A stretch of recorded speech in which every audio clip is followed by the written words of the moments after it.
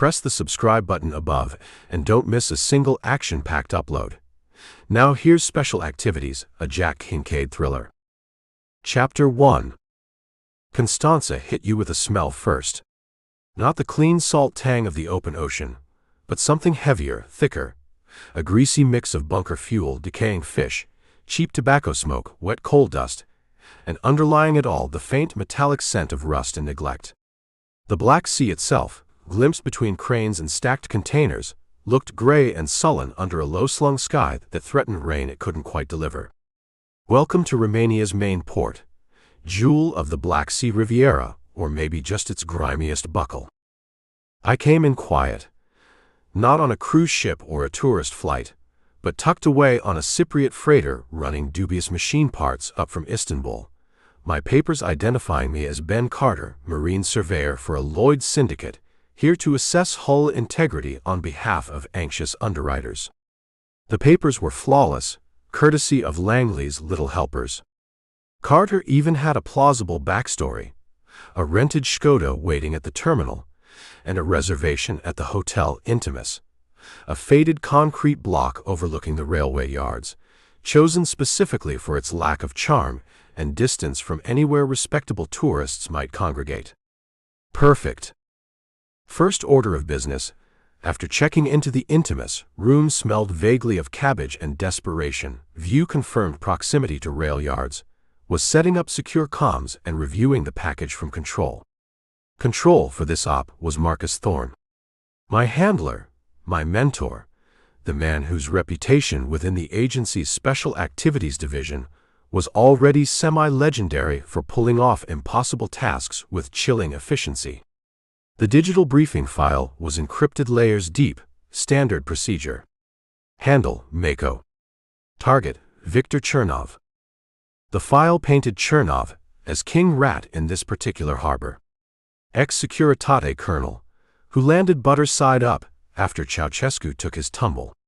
Used his old network, intimidation, and ruthless business sense to build a formidable syndicate controlling everything from illegal arms shipments heading towards Balkan hotspots, to trafficking stolen luxury goods, to siphoning off oil profits, maybe even dabbling in narcotics, though the intel on that was hazy. Chernov Inc., basically, built on corruption, protected by bought-off police, politicians, and port officials. Thorne's brief was concise: penetrate Chernov network. Identify key personnel, routes, methods.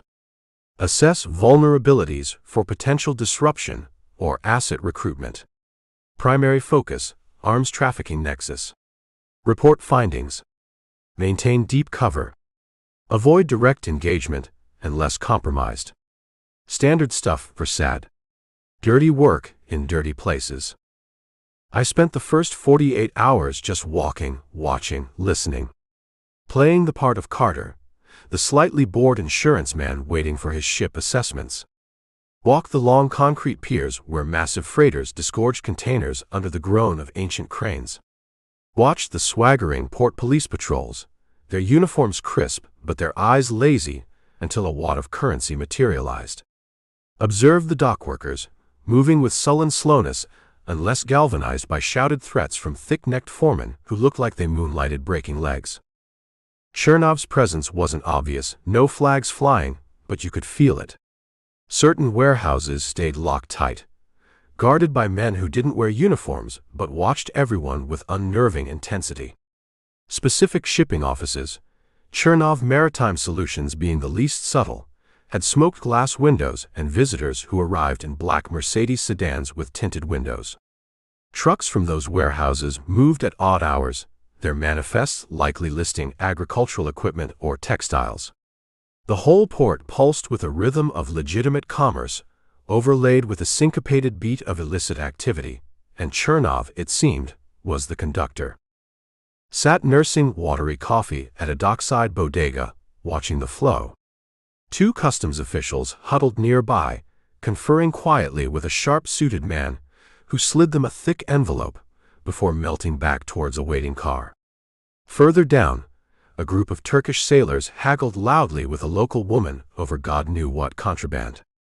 A couple of toughs, probably Chernov's low-level muscle checking out the new face, gave my rented Škoda a slow once-over before losing interest. Carter the surveyor didn't look like much competition or much profit. Good. Blending in was key. Thorne taught me that. Be the gray man, Mako. He drilled into me during training back at the farm. The one nobody notices, nobody remembers. Observe the patterns, find the anomalies, exploit the human element. Greed, fear, boredom, those are your keys. He made it sound easy. It never was. Especially not when the target was as smart, ruthless, and well-connected as Chernov was reputed to be. On the third day, I decided Carter needed to look like he was actually working. Headed towards the Port Authority building, a crumbling concrete edifice that probably hadn't seen fresh paint since the Revolution, intending to make official inquiries about scheduling hull inspections. Just inside the main entrance, trying to navigate the labyrinth of vaguely marked offices, a man in a cheap suit, smelling faintly of garlic and nervous sweat, intercepted me. "Permit?" he demanded, blocking my path, holding out a hand expectantly. Not official Port Authority. Just opportunistic.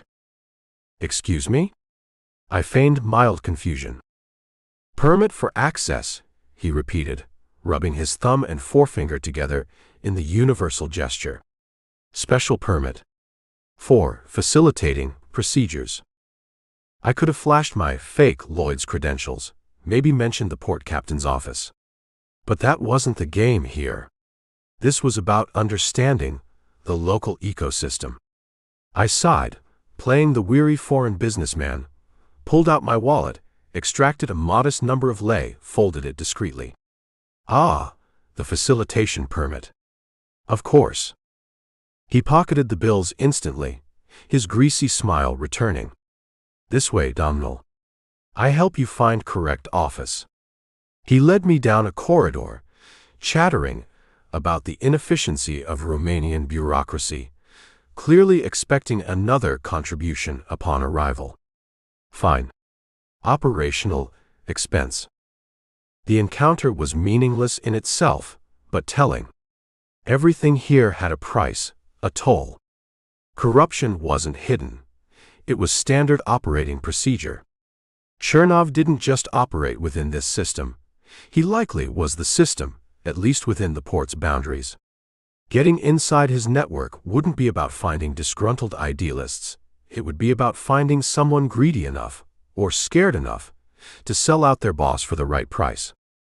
Later that evening, sitting on the balcony of my grim hotel room, nursing a glass of cheap Romanian wine that tasted suspiciously like antifreeze, I watched the lights of the port glitter across the railway yards. Cranes moved like skeletal dinosaurs against the twilight sky. A freighter sounded its deep horn, heading out into the blackness of the sea, carrying God knew what in its hold. Chernov's city. Chernov's port. My job was to crawl inside, map its veins, find its heart, and report back to Thorne. Seemed simple enough on paper. But something about the pervasive rot I'd already sensed, the casual corruption, the sheer scale of Chernov's apparent control, it felt different. More entrenched. More dangerous. I keyed a brief coded message into my encrypted transmitter, bouncing it off 3 satellites before it reached Thorne's handlers. Mako on station. Prelim recon complete. Atmosphere, target rich. Pervasive local facilitation networks noted. Chernov footprint significant, well integrated. Proceeding Phase 2, identify internal access points. Phase 2. Find someone on the inside. Find the weak link. Find my own Anna Ivanescu. Easy to type. Harder to do without getting myself killed or compromised before the real work even began. The Black Sea Blues, indeed. They were just starting to play my tune. Chapter 2. Phase 2. Find a crack, slip inside. Easier said than done when the structure you're probing is built on fear, greed, and layers of ex-Securitate paranoia like Chernov's operation undoubtedly was. My Ben Carter, Marine surveyor cover gave me limited, plausible access to the port's official channels, places Chernov likely viewed with contemptuous control. To get inside his network, I needed to focus on the legitimate-looking gears in his illicit machine. Chernov Maritime Solutions, operating out of a surprisingly modern office building overlooking the container terminals, seemed the logical starting point. Smuggling, especially arms and high-value goods, requires paperwork, logistics, coordination, all things that leave a trail, however faint, however disguised. Playing Carter, I made an appointment, something about verifying insurance protocols for vessels using their agency services. The office itself was trying hard for international respectability.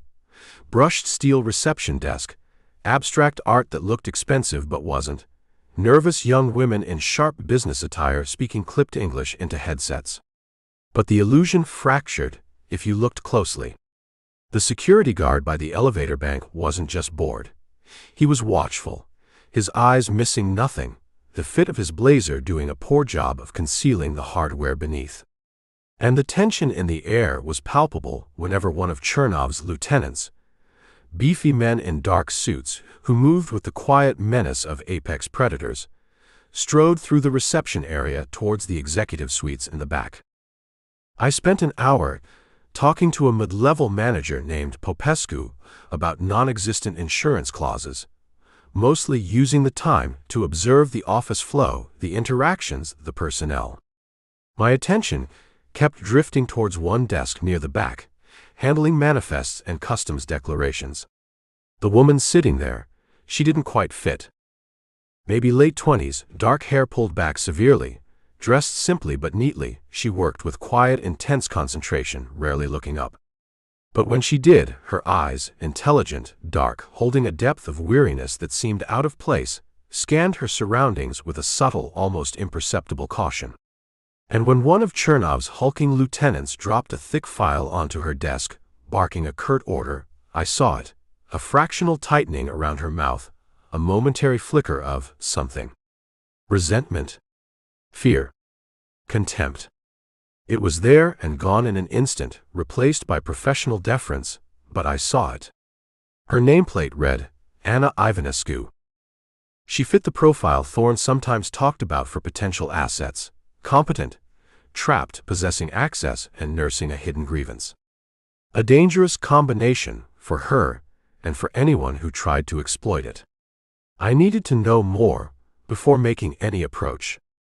Over the next 2 days, Ben Carter found reasons to linger near the Chernov Maritime building, double-checking shipping schedules, waiting for faked appointments. I watched Anna Ivanescu leave work each evening. She lived alone in a small, clean apartment in a slightly run-down block in the old Peninsula district, walked home quickly, rarely deviated from her routine, seemed to have few friends. Vulnerable. Definitely. Suitable. Maybe. I needed a way in, something deniable, something that didn't scream spy. Found it at a small cafe near her apartment building, where she sometimes stopped for coffee on her way home. I was there one evening, nursing a local Ursus beer at an outdoor table, Ben Carter supposedly reviewing survey notes. As she walked past, I accidentally knocked a pile of my papers off the table, scattering them near her feet. "Oh, excuse," I exclaimed, playing the clumsy foreigner. "So sorry." She hesitated, startled, then automatically bent down to help gather the papers, mostly blank survey forms and meaningless schematics. "Este irregular," she murmured. "It's okay." Her fingers brushed mine as she handed back a sheet. Close up, her eyes held that same wary intelligence, but also a profound sadness. "Thank you so much," I said, affecting slight embarrassment. Ben Carter. "Bit disorganized today." I offered a hand. She hesitated again, then took it briefly. Her grip was firm, cool. "Anna Ivanescu. You are not from Constanța?" "No, London," I lied easily, using the base for Carter's fictional surveying company. "Here, assessing some vessels for insurance underwriting." Complicated business. I sighed theatrically. Especially with the port bureaucracy here.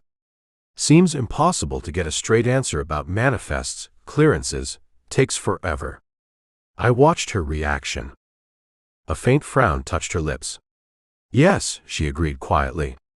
Things are not always straightforward at the port. The slight emphasis on straightforward was telling. Seems that way, I continued, pushing gently. Makes it hard to verify things properly. Sometimes feels like the official paperwork doesn't quite match the reality of what moves through those docks. I let that hang there. An observation Carter the surveyor might genuinely make, but loaded with potential subtext for someone on the inside. Anna's gaze flickered away, towards the street, then back to me. Her expression was guarded, unreadable. Was that a flicker of fear? Agreement? The port is very busy, she said noncommittally. Many ships, much cargo. It is easy for mistakes to be made in paperwork. Mistakes. Right. Of course. Mistakes. I gathered the last of my papers. Well, thank you again for your help, Ms. Ivanescu. Perhaps I'll see you around. I gave her a polite nod, turned back to my table. Didn't push further. Just planted the seed, let her know there was an outsider noticing discrepancies, expressing frustration. I didn't know if she'd bite. Asset recruitment was always a gamble, especially with someone trapped inside a dangerous organization like Chernov's. But as I watched her walk away down the street, her shoulders perhaps a little tighter than before, I had a feeling Anna Ivanescu was carrying secrets heavier than just shipping manifests. Secrets that might, just might, provide the key I needed to unlock Viktor Chernov's shadowy Black Sea empire. Or get us both killed. The odds, as always, felt uncomfortably even. The approach was made. Now, I waited to see if the inside source would signal back. Chapter 3. Okay, the seed was planted with Anna Ivanescu. Now, water it or let it wither. Pushing too hard could spook her or alert Chernov. Waiting felt like wasting precious time. Thorne's mission brief emphasized mapping the network, identifying key players. So, while waiting for a signal from Anna, if one ever came, I decided Ben Carter, the meticulous marine surveyor, needed to get a closer look at the machinery Chernov used to move his goods. Time to dance a little closer to the devil's dockhands. My cover required me to be seen, occasionally asking official questions, complaining about delays, examining manifests, plausible behavior for an insurance underwriter's man. This gave me reason to haunt the Port Authority building, the customs offices, and more importantly, the greasy cafes and dimly lit bars nearby where dockworkers, customs clerks, and various port parasites congregated after shifts. Places where talk could get loose, fueled by cheap tweak-a-plum brandy and simmering resentment against bosses like Chernov, or just boredom. I mostly listened. Nursing beers, pretending to study shipping schedules. Learn to filter the bullshit, the boasts, the rumors, the casual racism directed at Turkish or Ukrainian crews, listening instead for the telling details. Which foreman assigned crews to specific special handling jobs off manifest? Which customs officers consistently waved through sealed containers from Chernov Maritime Solutions without inspection? Which peers saw unusual activity late at night? Names started to surface. Not Chernov himself, never him in casual talk. But his lieutenants. The ones who enforced his will on the docks. One name came up more than others, George. Big George. Ex-wrestler maybe, built like a concrete blockhouse with small, mean eyes set too close together. Ran the stevedore crews on Piers 7 through 10 piers, frequently serviced by vessels linked to Chernov's known front companies. George, they whispered, handled the delicate unloading jobs. Made sure the right crates went to the right trucks, no questions asked. Made sure guys who asked questions took unexpected swims in the Black Sea. He sounded like Chernov's primary, dockside muscle and logistics manager. A key lieutenant. A man worth watching. I started adjusting Carter's routine. Found excuses to be near Pier 8 when specific ships were unloading, checking hull stress points, verifying cargo lashing integrity. Gave me chances to observe Gheorghe in action. He didn't shout much. Didn't need to. A quiet word, a flat stare from those little eyes was enough. Dock workers scrambled to obey. Port police patrolling nearby seemed to develop sudden interests in the opposite direction whenever Gheorghe was overseeing a sensitive transfer from a Chernov maritime container. He moved with brutal confidence, radiating contained violence. Getting close to him directly looked like a fast way to test the buoyancy of my own corpse. Then, one sweltering afternoon, while Carter was supposedly arguing about berthing fees in a portside shipping agent's office, a place known to handle Chernov's paperwork, I saw him. Viktor Chernov himself. He arrived without fanfare, stepping out of the back of a black armor-plated Mercedes S-Class that purred to a stop right on the pier, scattering dockworkers like pigeons. Two large bodyguards emerged first, scanning the area with practiced sweeps, hands inside their expensive Italian jackets. Then Chernov got out. He wasn't physically imposing like Gheorghe. Maybe late 50s, average height, dressed in a tailored dark suit that looked out of place but not uncomfortable in the dockside grime. He had thinning gray hair, a neatly trimmed mustache, and the impassive, slightly bored expression of a man entirely secure in his power. He didn't look around. He didn't need to. His presence alone commanded the space. The dockworkers froze. The customs officials nearby suddenly found urgent business elsewhere. Even big Gheorghe hurried over, head slightly bowed, listening intently as Chernov spoke quietly, gesturing towards a specific container being unloaded from a rusting freighter flying a convenient Panamanian flag. Chernov didn't raise his voice, didn't make grand gestures. He exuded absolute authority, cold and reptilian. He pointed at the container, said something brief to Gheorghe, then turned, got back into the Mercedes, and was driven away as silently as he arrived. The whole encounter lasted maybe 3 minutes. I watched from the grimy window of the shipping agent's office, pretending to examine a chart. That was the man pulling the strings. The man Anna Ivanescu feared. The man Thorne wanted mapped, maybe recruited, maybe eliminated.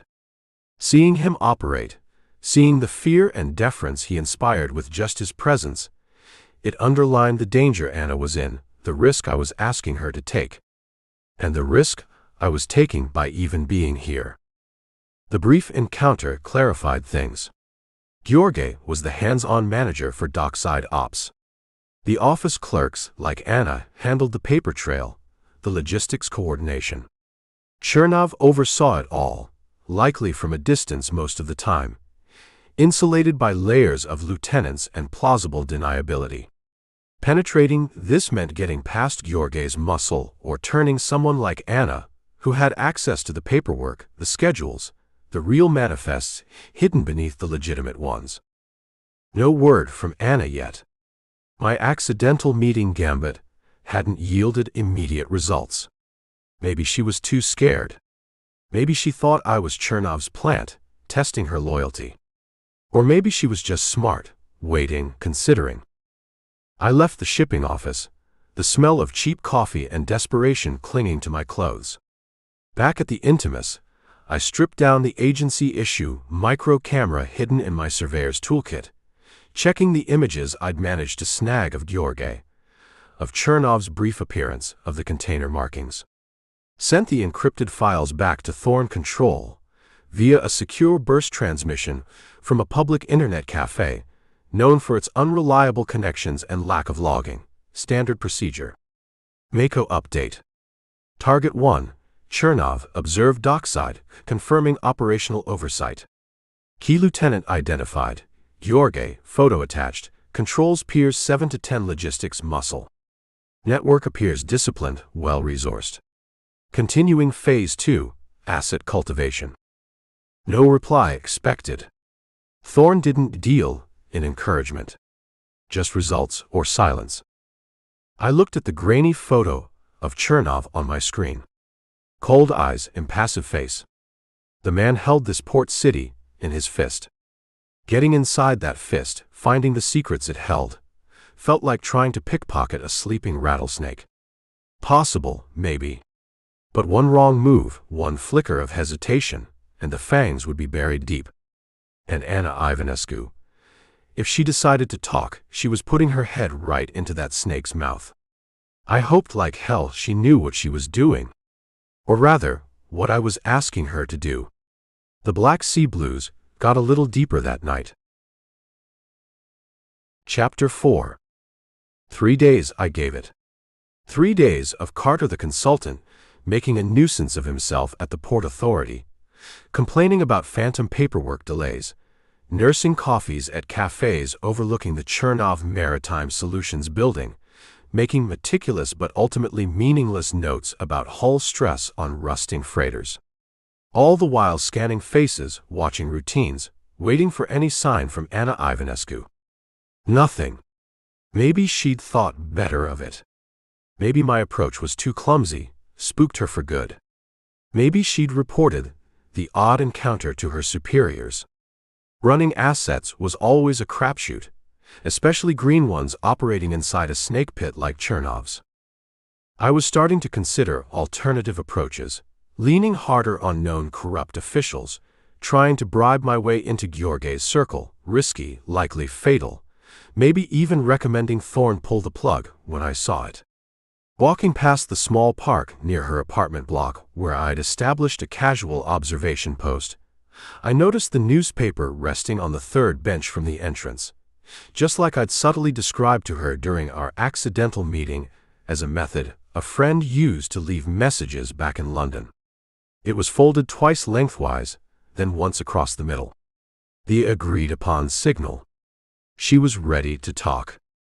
The meet was set for an hour later, her implicit choice based on the newspaper fold code, a quiet table at the back of Café Athene, an old-world holdout near the city's faded historical square, known for its strong coffee and discreet waiters who minded their own business. She was already there when I arrived, huddled in a corner booth, looking pale and terrified but resolute. She clutched a small cup of coffee, her knuckles white. I slid into the seat opposite her, ordered my own coffee from a hovering waiter without looking at the menu. Didn't speak until he'd retreated out of earshot. "You came," I said quietly. Anna nodded, not meeting my eyes immediately. She took a shaky sip of her coffee. I cannot continue as things are, Senor Carter," she whispered, finally looking up, her dark eyes filled with a mixture of fear and defiance. "What happens at that office, what moves through those docks, it is poison. Chernov, he destroyed my father's legitimate shipping business years ago, ruined him, drove him to an early grave. Now I work for the man, processing the papers for his filth, pretending not to see." Her voice trembled slightly. "He has leverage. My younger brother's university fees, a medical treatment my mother requires. He arranges things, makes me dependent. Indebted. The classic hooks. Financial control, family pressure. Chernov wasn't just brutal, he was methodical. So why risk talking to me?" I asked, keeping my voice neutral, probing. "What changed?" "You," she said simply. "You asking questions. The way you looked, like you already knew it wasn't just mistakes in paperwork. It made me think, maybe there is another way. Maybe." She hesitated. "Maybe someone is finally looking closely at Viktor Chernov. Someone who could actually stop him."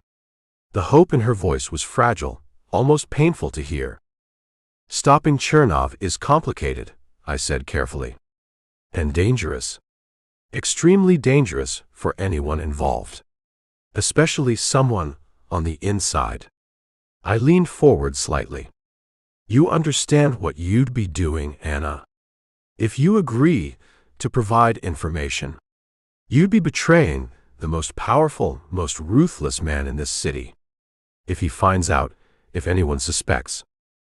Do you think I don't know the risks? She retorted, a flash of anger momentarily overriding the fear. I live with the risk every day. Every doctored manifest I process, every sealed container George bullies through customs. I am already complicit. At least this way. She took another shaky breath. At least this way, maybe something good comes from it. Maybe Chernov pays. Maybe my family can finally be free. Okay. Motivation, established. Fear, resentment, a sliver of hope for justice or escape. Enough to make her cross the line. Now came the hard part, keeping her alive while she did it. All right, Anna, I said, my tone shifting, becoming colder, more professional. Mako, taking over from Carter. If we do this, we do it my way. No mistakes. Zero room for error. One slip, you're dead, I'm compromised, maybe your family pays the price.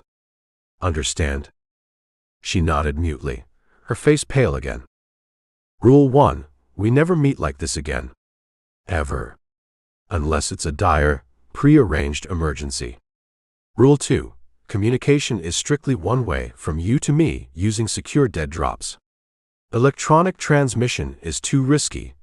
Chernov's tech people are likely monitoring everything. I explained the system. Coded signals using public postings or classified ads to indicate a drop was ready, specific locations that changed every time. Using magnetic containers hidden in plain sight, under benches, behind loose bricks, inside discarded cans. Low-tech, harder to trace than fancy encryption if done right. I showed her a small, powerful magnet, disguised as a cheap souvenir keychain. This type of container. Easy to attach, easy to retrieve quickly. I detailed the signaling, the timings, the need for counter-surveillance before approaching any drop site, the abort codes. Thorne's training protocols, adapted for a civilian asset. She listened intently, absorbing it all, her fear now focused into concentration. Rule 3, I continued, only provide what you can access safely without changing your routine, without raising suspicion. Shipping manifests, internal memos, meeting schedules, names of corrupt officials, delivery routes for sensitive cargo. Don't try to be a hero. Don't dig too deep, unless I specifically task you. Your survival is paramount. I understand, she whispered. Good. I slid a small, sealed envelope across the table. This contains your first secure communication method. A one-time pad cipher keyed to a specific Romanian poetry book, instructions included. Use it only to confirm receipt of my signals acknowledging your drops. And this, I slid over another small envelope, thicker this time, is operating cash. Untraceable euros. For expenses related to gathering intel. Bribes for low-level clerks paying for copies, transportation. Use it carefully. She looked at the cash, then back at me, uncertainty flickering. I am not doing this for money, Senor Carter. I know, I said. But information often has a price in this city. And sometimes money buys time or silence. I stood up. Memorize the dead drop protocols. Practice the cipher. Be patient. Wait for my signal, acknowledging this meeting. Then, when you have something concrete, use the agreed signal method. And Anna, I paused, meeting her eyes, letting the full weight of the warning sink in, be careful. More careful than you have ever been in your life. Leaving the cafe, I didn't look back. The first, most dangerous step was taken. Anna Ivanescu had crossed the line. She was my asset now, my responsibility. Whether she was the key to breaking Chernov's network, or just another tragedy waiting to happen, only time and Thorne's relentless calculus would tell. The weight felt familiar, heavy. Back in the game. Damn it. Chapter 5. The dead drops became a tense, intricate ballet, danced in the margins of Constanța's sprawling, indifferent, port life. A chalk mark, seemingly random, appearing on a specific lamppost near the old casino, signaled Anna had something. Hours later, under cover of darkness or the midday bustle, I'd retrieve a small magnetic container from beneath a rusted drainpipe, inside a hollowed-out piling on an unused pier, or tucked behind the loose skirting board of a perpetually deserted kiosk near the Naval Museum.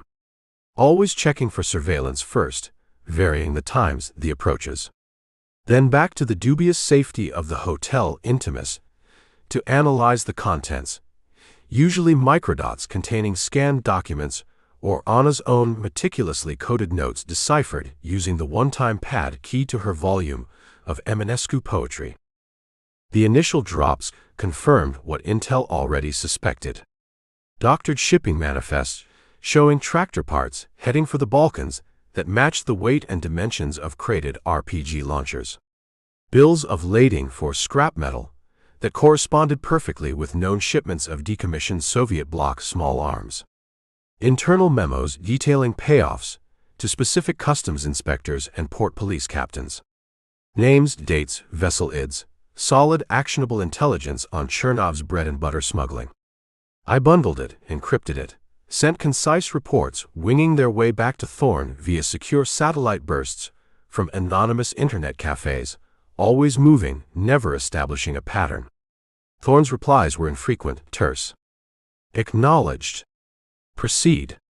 Nightingale performance, satisfactory. Standard handler bullshit, offering neither praise nor caution, just relentless pressure for more. Anna was good. Scared, yes. I caught glimpses of her sometimes from a distance near the drop sites, pale, moving too quickly, constantly checking over her shoulder, but she was careful, precise. Her access within Chernov Maritime Solutions gave her visibility into the tangled web of shell corporations, payment transfers, and logistical scheduling that underpinned the entire operation. She had nerve. More nerve than I initially credited her for. The weight of responsibility for her settled heavier with each successful drop. She was taking incredible risks every time she accessed a file, copied a document, walked down a dark street to leave a package. One mistake wasn't just her life, it was likely her family's too. Then, about 3 weeks in, the nature of the intel began to shift. Mixed in with the usual smuggling data were anomalies. Documents Anna herself seemed unsure about, marked with question marks in her coded notes. Meeting minutes from Chernov's inner circle, Georgi, a couple of other key lieutenants, sometimes Chernov himself listed only as VC, discussing things unrelated to moving weapons or stolen cigarettes. Phrases jumped out: offshore leasing blocks, seismic survey interpretations, pipeline feasibility study, ministry permit approvals pending. Initially, I almost dismissed it. Chernov, diversifying? Trying to look legitimate? But the level of secrecy surrounding these specific files, according to Anna's brief notes, was even higher than for the arms shipments. Then came the visitor logs. Anna managed to copy several weeks' worth from the executive suite access system. Mixed in with names I recognized as known underworld figures or corrupt local officials were others that set off alarms. Silas Bishop, Senior VP for Acquisitions, U.S. Energy Solutions. Representatives from a German engineering firm specializing in deep water drilling. A delegation from a London-based commodities trading house known for navigating complex geopolitical landscapes. These weren't Chernov's usual dockside associates. These were heavy hitters from the legitimate, high-stakes world of international energy exploration. Why were they meeting secretly with a Romanian gangster accused of arms trafficking? The final piece arrived in a dead drop left inside a discarded tire near a truck stop frequented by drivers hauling freight towards Bulgaria. A rolled-up geological survey map showing detailed seismic data for vast tracts of the Romanian Black Sea shelf. Areas marked with potential natural gas deposits, significant ones. And overlaid on the map, notations in Chernov's own precise hand, Anna had included samples of his known writing, detailing access rights, permit statuses tied to specific local politicians Chernov controlled, and proposed pipeline routes bypassing existing national infrastructure. It hit me then. The smuggling, the guns, the bribes, maybe that wasn't Chernov's main game anymore. Maybe it was just the engine funding something much, much bigger. He wasn't just controlling the port. He was positioning himself to control access to potentially billions of dollars worth of untapped natural gas reserves lying right offshore. He'd used his criminal network to secure the political leverage, the permits, the inside track. And now, international energy giants like U.S. Energy Solutions were coming to him, the gangster, the smuggler, to cut the deal, because he held the keys to the kingdom, or rather, the seabed. This wasn't just organized crime. It was strategic resource control masquerading as thuggery. The implications were staggering. It explained Chernov's apparent untouchability, the high-level protection Raoul the bureaucrat had hinted at back in Havana. Wait, wrong memory, that was a different job. Ignore that slip. The protection Fuentes contact Raoul mentioned. Correction. The protection implied by Chernov's smooth operation despite his known criminality. It explained the shift in Langley's interest via Thorne. This wasn't just about stopping some guns reaching Balkan warlords. This was about Black Sea energy reserves, potentially altering the geopolitical balance in Eastern Europe, reducing Russian influence, a prize Washington would salivate over. I drafted my report to Thorne carefully, encrypting it multiple times. Control, Mako update. Asset Nightingale confirms Target 1, Chernov, deeply involved in facilitating, controlling access to significant Black Sea offshore natural gas fields. Attached docs ref meetings with foreign energy execs Inkel. Bishop, Silas, U.S. Energy Solutions, relevant geological surveys, permit manipulations via controlled officials. Arms contraband smuggling appears secondary, possibly funding mechanism for energy play. Request clarification. Is energy exploitation angle within Mako mission parameters? Represents major leverage point over Target 1, but involves high-level international corporate political interests. Potential for significant blowback. Advise. I sent the transmission, then scrubbed my tracks from the internet cafe.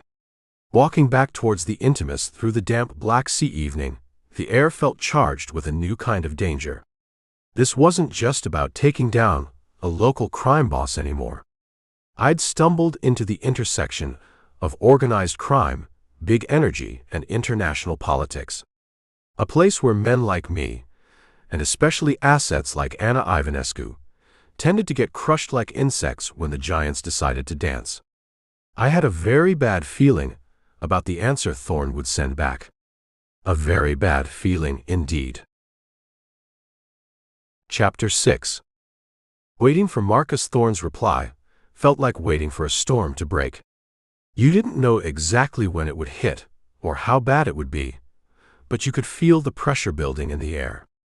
I spent the next 36 hours in the stale confines of the Hotel Intimus, cleaning weapons that hadn't been fired, reviewing Anna's copied documents until my eyes burned, tracing the connections between Chernov Maritime Solutions, shell corporations in Cyprus, and names high up in the Romanian Ministry of Energy. The picture taking shape was bigger, uglier, and far more complex than simple arms smuggling. Chernov wasn't just skimming. He was playing gatekeeper to a potential ocean of Black Sea natural gas, and guys like Silas Bishop from U.S. Energy Solutions were lining up to kiss the ring. My report to Thorne had been concise, laying out the energy angle, the high-level corporate contacts, the potential geopolitical significance, and requesting clarification on mission parameters. Standard procedure. But nothing felt standard anymore. The ground had shifted. The encrypted alert finally pinged on my secure comms unit just after midnight on the second day. Took me 5 minutes to decrypt the multi-layered burst transmission. Thorne didn't believe in making things easy, even for his own operatives. The message scrolled onto the small screen, Thorne's characteristic style evident even in the clipped, sterile text. Control to Mako. Ref your last. Nightingale asset proving unexpectedly fruitful. Energy vector confirmed highest priority Langley, state, associated interests. Previous focus, arms interdiction, now secondary. Highest priority. Just like that. Years spent tracking Balkan arms flows, identifying routes, building cases, now secondary to potential gas deals brokered by the very man facilitating the arms trade. The message continued, laying out the new directives with chilling clarity. Revised objective. Full-spectrum intel acquisition re-target 1, Chernov, control over Black Sea energy exploration rights, blocks 7 to 12 primarily. Required data points. Identify all political, ministerial, judicial contacts, providing permit access guarantees. Map leverage mechanisms, bribery, blackmail, coercion. Detail all interactions, negotiations between Chernov network and foreign energy interests, specifically uses Bishop. Obtain terms, timelines, propose financial structures. Assess stability, longevity of Chernov's control apparatus. Can he deliver reliable, long-term access post-agreement? Map financial network specifically supporting energy-related influence operations, separate from existing smuggling revenue streams. Operational imperative. Avoid any action potentially destabilizing target 1's current operational viability or political standing if said stability is deemed essential for concluding favorable energy access agreement. Maintain surveillance on smuggling only as required to support priority 1 intel, e.g., funding sources, personnel overlap. Direct disruption authorized only if immediate threat to asset Nightingale or OPSEC integrity detected. Avoid destabilizing Chernov. Let the guns flow, let the trafficking continue, as long as the gas deal stays on track. The cynicism was breathtaking, but utterly predictable, if you understood how the game was played at levels far above field operatives like me. Resources trumped righteousness every time. Thorne's justification followed. Context. Black Sea energy resources deemed critical long-term U.S. strategic interest re-European energy security. Diversification from Russian dominance. Securing reliable access via Chernov conduit, however distasteful, currently assessed as most viable pathway by relevant interagency working group. Bigger picture, Mako. Focus on the strategic objective. The bigger picture. Thorne always talked about the bigger picture, the grand chessboard where individuals, even allies, were just pawns to be positioned or sacrificed for strategic advantage. It was a perspective I'd once admired, strived to emulate. Now, sitting in this cheap Romanian hotel room, thinking about Anna Ivanescu risking her life daily, it just felt cold. Cold and dirty. I typed a cautious query back, encrypting it carefully, Mako to control. Acknowledge priority 1 tasking. Request clarification asset Nightingale security parameters under revised directive. Maintaining her cooperation, critical for energy intel access, but non-disruption of target 1 operations increases her inherent risk profile significantly. Would Thorne guarantee her extraction as part of the final deal? Or was she now just another expendable piece, useful only as long as she could deliver intel on the gas permits? His reply came back faster this time, almost instantaneous, as if he'd anticipated the question. Control to Mako. Nightingale remains key access vector. Her security contingent on your operational discretion and successful intel gathering regarding priority 1. Ensure her continued cooperation through standard asset handling protocols. Sentiment remains counterproductive. Focus on the mission. Standard asset handling protocols. Ensure cooperation. Her security contingent on my success. No promises. No guarantees. Just a veiled warning. Keep the asset productive, keep your nose clean, don't let messy emotions interfere with the important business of securing energy resources for corporate allies. And maybe, just maybe, your asset won't end up floating face down in the harbor. He was putting her life squarely in my hands, while simultaneously tying those hands behind my back by ordering me not to disrupt Chernov's core criminal activities. A sour taste filled my mouth. This wasn't the clean, morally ambiguous, but ultimately justifiable work I thought I'd signed up for when I joined SAD. This felt different. Like corporate espionage wrapped in a flag, greased with blood money from arms smuggling, potentially sacrificing a brave woman for drilling rights. I looked again at the geological maps Anna had copied, the intricate lines showing potential energy fields beneath the dark waters of the Black Sea. Millions, maybe billions, in profit and geopolitical leverage lying dormant down there. Enough to make governments compromise, enough to make handlers sacrifice assets, enough to make men like Chernov kings. With a heavy sigh, I sent the final, required acknowledgement. Mako acknowledges Priority 1 tasking and operational constraints. Proceeding. The game hadn't just changed. It felt like it had been corrupted from the start. My mission wasn't to take down Chernov. It was to assess his value, map his assets, potentially pave the way for a dirty deal that would leave him richer and more powerful than ever, as long as he played ball on the gas fields. And Anna. She was just the key to unlock that particular vault. Expendable, once the vault was open.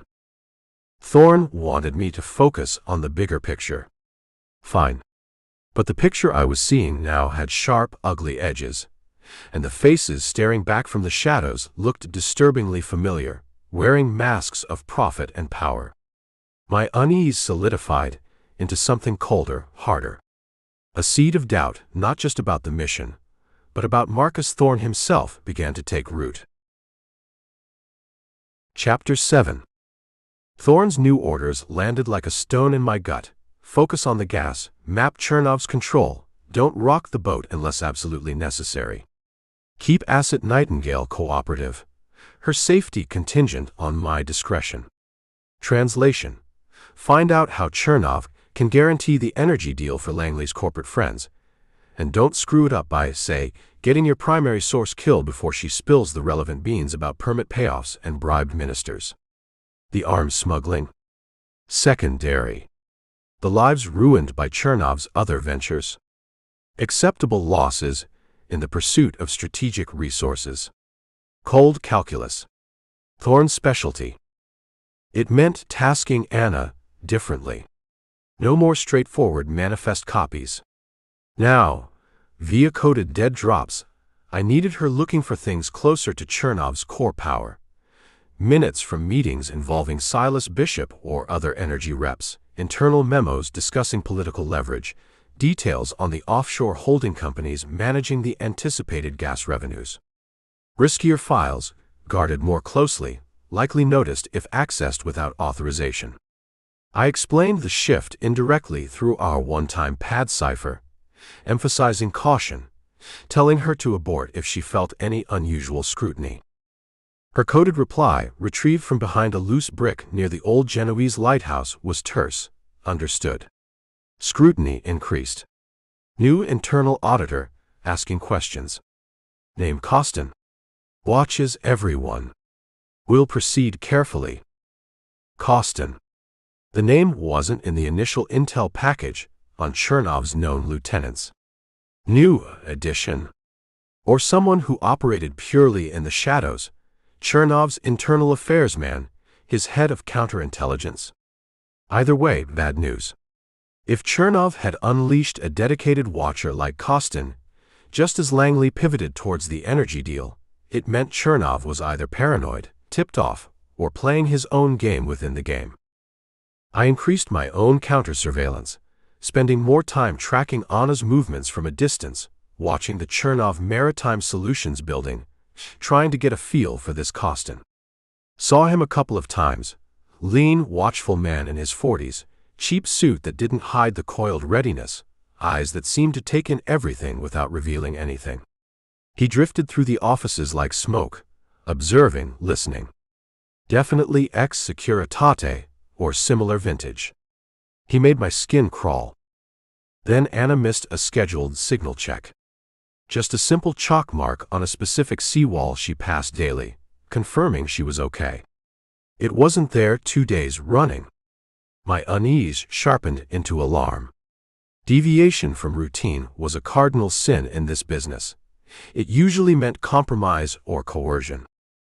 The next evening, violating my own rules about direct observation, I parked the Škoda down the street from the Chernov Maritime building well after closing time, watching the entrance from deep shadow. Most lights were out. Cleaning crew finished hours ago. But one light remained on, third floor, Anna's section. Why was she working so late? Around 10 p.m., the main entrance lights flicked off. Moments later, Anna emerged, looking pale and exhausted, clutching her worn handbag. She started walking quickly towards the tram stop down the block.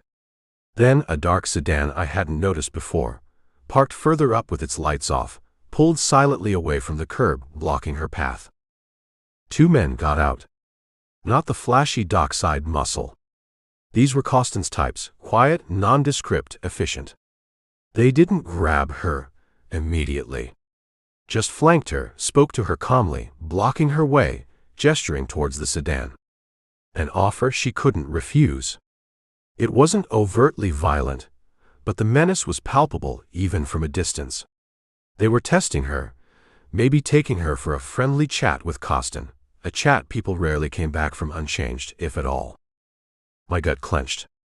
Thorne's orders: avoid actions jeopardizing Target 1's stability. Intervening now, blowing my cover to save Anna, that directly violated the directive. Letting them take her meant losing my asset, maybe condemning her to God knew what, but preserving the mission, preserving my own deniability. Sentiment is friction. Operate clean. Thorne's voice echoed in my head. Screw Thorne. I started the Škoda's engine, lights off, eased it forward slowly. Anna hadn't gotten into their car yet. She seemed to be arguing, stalling, looking desperately for an escape. The 2 men were focused on her, maybe getting impatient. Constanța wasn't visible, likely watching from nearby or waiting at the destination. Timing had to be perfect. I waited until one man put his hand on Anna's arm, urging her towards the car door.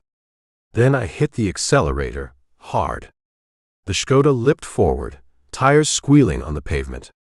I aimed not for the men, but for the open rear door of their sedan, slamming into it with a sickening crunch of metal, just as the man was trying to push Anna inside. The impact sent him sprawling, knocked the other man off balance. Anna stumbled back, eyes wide with shock and terror. I slewed the Škoda sideways, blocking the street momentarily, leaned across, shoved the passenger door open. Anna, get in. Now. She stared at me for a fraction of a second, recognition dawning through the fear. The 2 men were recovering, reaching inside their jackets. No time left. Now. I roared again. That broke the spell. She scrambled into the Škoda, throwing herself onto the passenger seat just as the first shot starred the rear windshield. I didn't wait to see more. Stomping on the gas, fishtailing the little car around the damaged sedan, and speeding away into the dark Constanța streets, leaving the 2 surprised operatives behind. Checked the rear-view mirror. No immediate pursuit, but that wouldn't last. Constanța would know who interfered. He'd seen the Škoda before, likely noted its plates during Carter's legitimate visits. The Ben Carter cover was probably scorched, if not incinerated. And I had Anna beside me, trembling like a leaf, gasping for breath. Are you hurt? I asked, keeping my eyes on the road, taking evasive turns through the narrow side streets. And no, she stammered. They. Constanța, he wanted to ask questions. About discrepancies. About who I talk to outside work. They know, I said grimly. Or they suspect enough. You can't go back to your apartment. You can't go back to work. But my family, she whispered, tears finally breaking through. We'll deal with that later, I said, maybe lying, maybe not. Priority now was getting her somewhere safe, secure, before Kostin unleashed Chernov's hunters. I headed towards a cheap motel near the edge of town, a place I'd scouted earlier for just such an emergency, a place where cash spoke louder than passports. I'd saved her, yes. Violated Thorne's direct orders, blown my cover, escalated the situation exponentially. But looking at Anna huddled in the seat beside me, the stark terror slowly giving way to a fragile, exhausted relief, I couldn't find it in me to regret the choice. Thorne called it sentiment, friction. Maybe it was. Or maybe it was the first flicker of the man I would eventually become, the one who couldn't just stand by and watch the architects burn the world down, no matter the cost. The bond between us, forged in shared danger and mutual desperation, felt suddenly irrevocably deeper. And infinitely more dangerous for both of us. Chapter 8. The motel room on the frayed edge of Constanța smelled like damp concrete and cheap air freshener failing to mask decades of transient despair. Felt appropriate. Anna sat huddled on the thin, questionable bedspread, knees drawn up, staring blankly at the peeling paint on the opposite wall. The adrenaline from her near abduction had worn off, leaving behind a bone-deep exhaustion and the tremors she couldn't quite control. I'd checked the room for bugs, standard practice, found none, wedged a chair under the flimsy door, and cleaned the nasty gash Kostin's thug gave my forearm during our brief parking garage tango. Now came the part one dreaded, reporting my unscheduled, mission-compromising intervention to Marcus Thorne. Using my secure comms unit, triple encrypted, bouncing off satellites Thorne himself probably helped position, I sent the coded burst. Kept it factual, concise, omitting the part where I deliberately drove my car into Chernov's men. Mako report.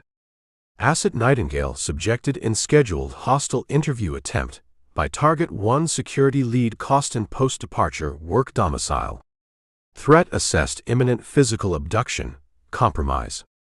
Tactical intervention, executed. Asset extracted, secured temporary safe location. My operational cover as Carter likely degraded, potentially blown.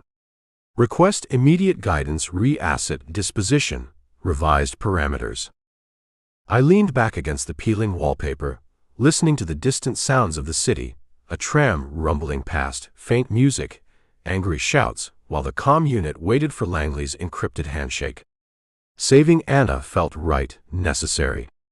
But in Thorne's world, necessity was measured in strategic gains and acceptable losses, not gut feelings or protective instincts.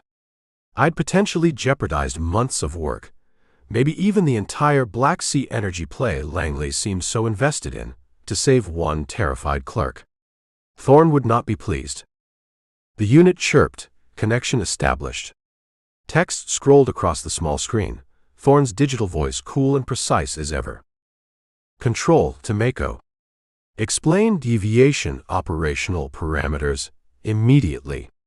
Report indicates unsanctioned hostile engagement targeting Chernov security lead Kostin, extraction Asset Nightingale. Confirm, deny. No preamble. Straight to the point. I typed back, choosing words carefully. Mako confirms.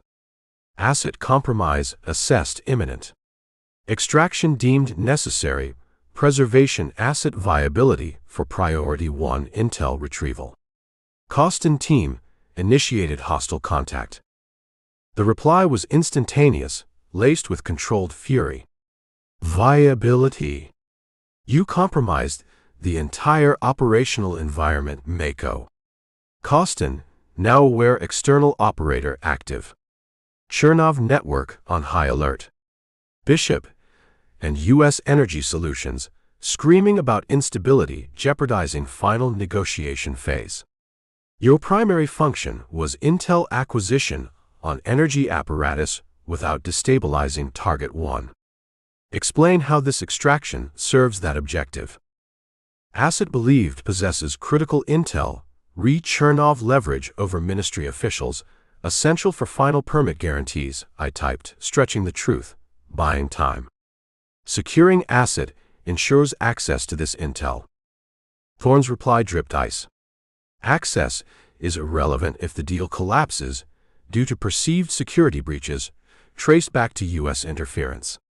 Do you have any idea the pressure coming down from Langley, from State, from Bishop's corporate masters in Houston and D.C.? This Black Sea deal is non-negotiable.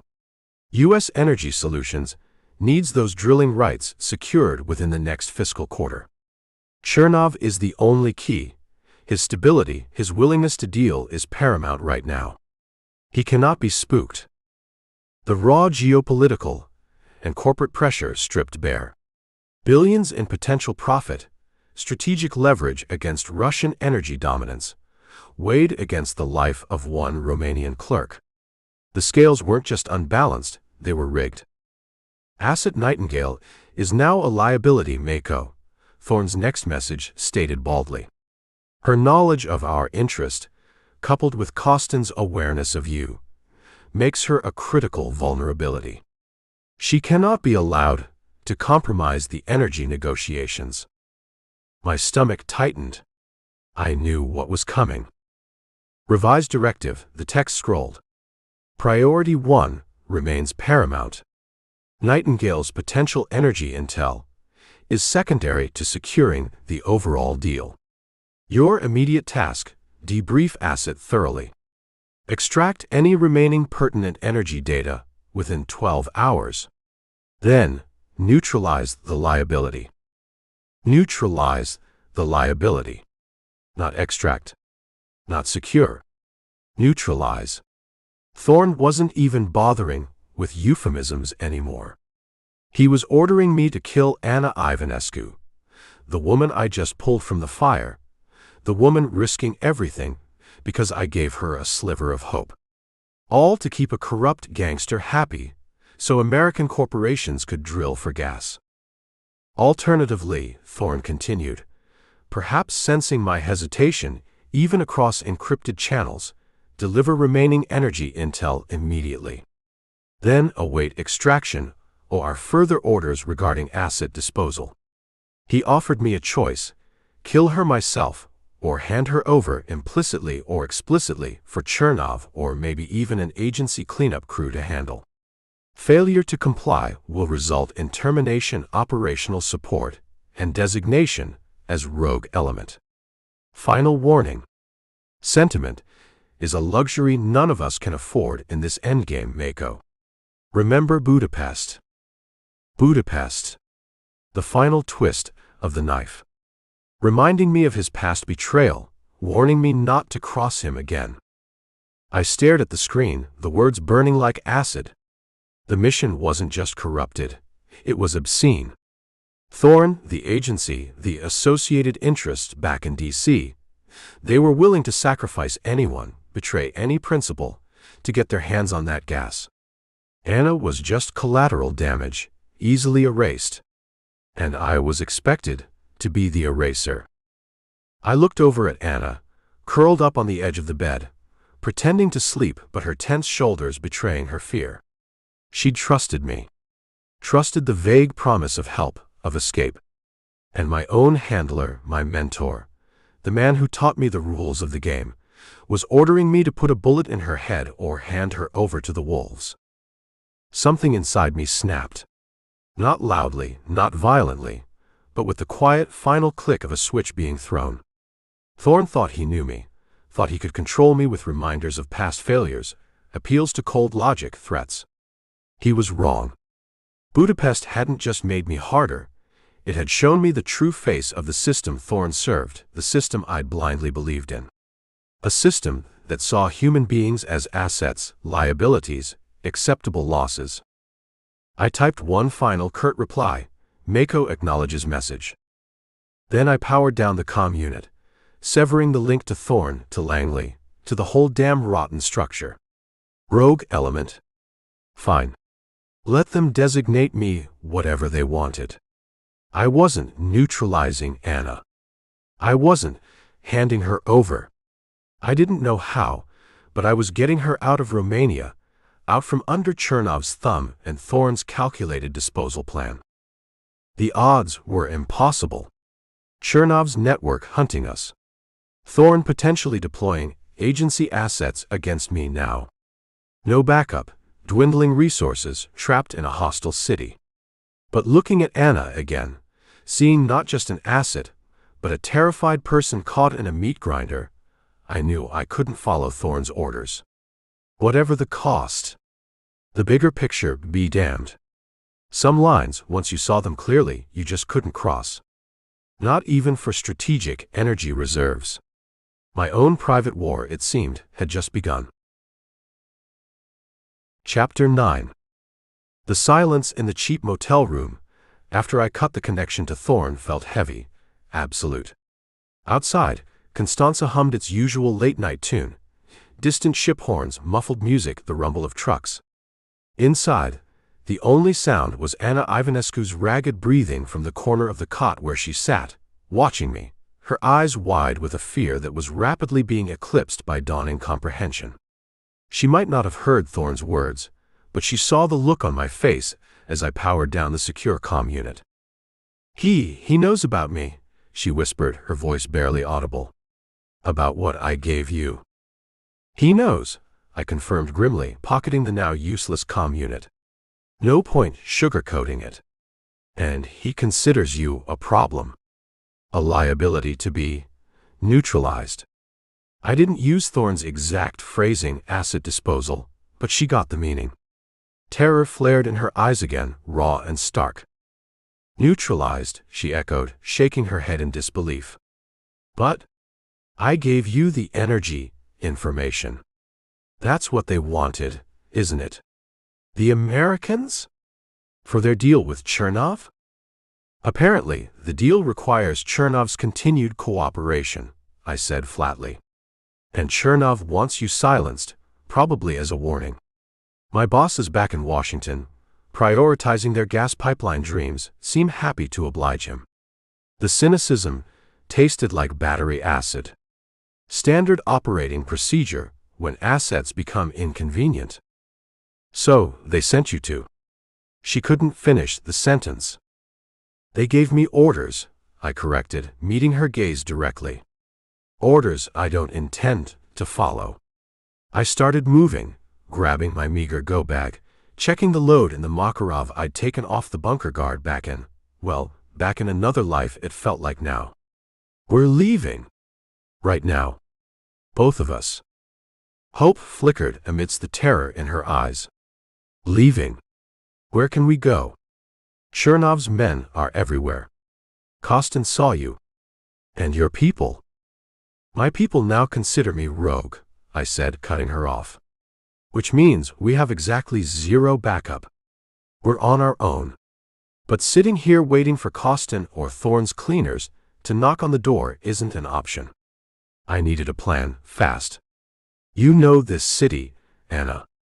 Think. How do we get out? Not the airport, not the main highways. Something quiet, something Chernov might overlook. She thought for a moment, chewing her lip, the practicalities seeming to momentarily override the fear. There's a freighter, she said hesitantly. The Odessa Star. Departs dawn, the day after tomorrow. Headed for Varna, then Istanbul. The captain. Dmitry Volkov. My father helped him out of a tight spot years ago, before Chernov ruined him. Dmitry might. Volkov. Dmitry Volkov. The name flared like a warning light. Ex-SVR. Zhukov associate. Ouroboros liaison, involved in tech procurement.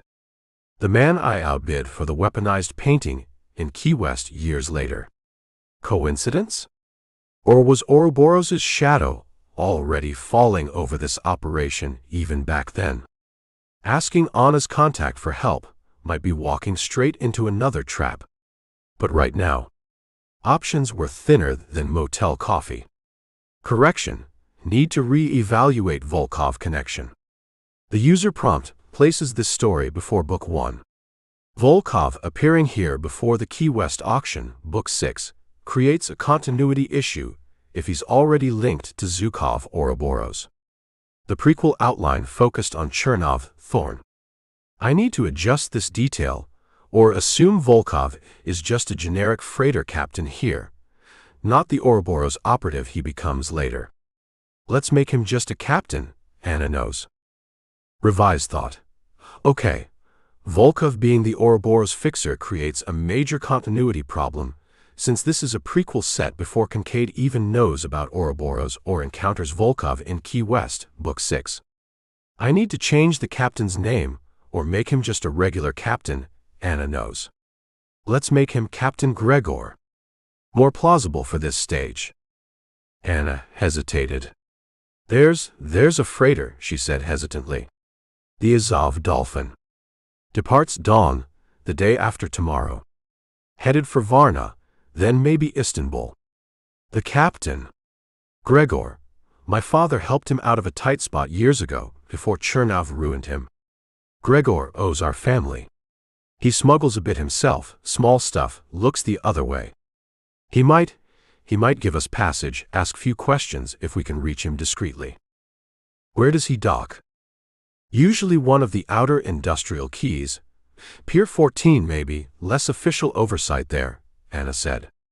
He loads scrap metal mostly. Okay. A potentially sympathetic smuggler captain. Better than nothing. All right. Pier 14, the Azov Dolphin. That's our target. We need a vehicle, something that doesn't scream Ben Carter, Marine Surveyor. My Škoda was burned after the Kostin encounter. And we need to get across town without running into Kostin's crew or anyone Thorne might have watching the exits. Anna nodded, thinking fast now, practicality kicking in. My cousin, Stefan. He works at a garage near the old train station. Fixes anything, asks nothing. Maybe he can acquire something untraceable. For a price. Let's go, I said. Back alleys, stay away from main streets. Leaving the motel felt like shedding a skin. We slipped out a rear service exit into a narrow, garbage-strewn alley, melting into the pre-dawn shadows of the Caledonia district. Constanța felt different now. Every passing car headlight seemed like a search beam. Every shadowy doorway a potential ambush point. We moved quickly, silently, Anna guiding us through a maze of back streets she knew instinctively. Stefan's garage was a greasy, chaotic haven, tucked away behind the dilapidated grandeur of the old railway station. Stefan himself was wiry, jumpy, perpetually wiping grease from his hands, but his eyes were sharp. Anna spoke to him quickly, in low, urgent Romanian. Money changed hands, a significant chunk of the emergency cash I still carried. Stefan disappeared into the back, reappeared minutes later, driving a battered, dust-colored Dacia 1300 sedan that looked like it had survived several small wars but probably wouldn't attract a second glance. No plates. Perfect. Stay safe, Anna, Stefan muttered, pressing something small, a St. Christopher medal, into her hand before vanishing back into his garage. We got into the Dacia. It smelled of oil and cheap tobacco, but the engine turned over. Just as I pulled out of the dimly lit alley onto the main road bordering the station, I saw them. Two men, leaning against a wall across the street, trying to look casual but failing miserably. Their eyes scanned the traffic. One murmured into his wrist. Agency watchers. Or Chernovs. Didn't matter. They'd picked up our trail already, or anticipated this area. Company, I said quietly to Anna, keeping my speed steady, normal, turning away from the direction of the docks for now, hoping they hadn't made the Dacia yet. What do we do? Anna breathed, her hand tightening on the medal Stefan gave her.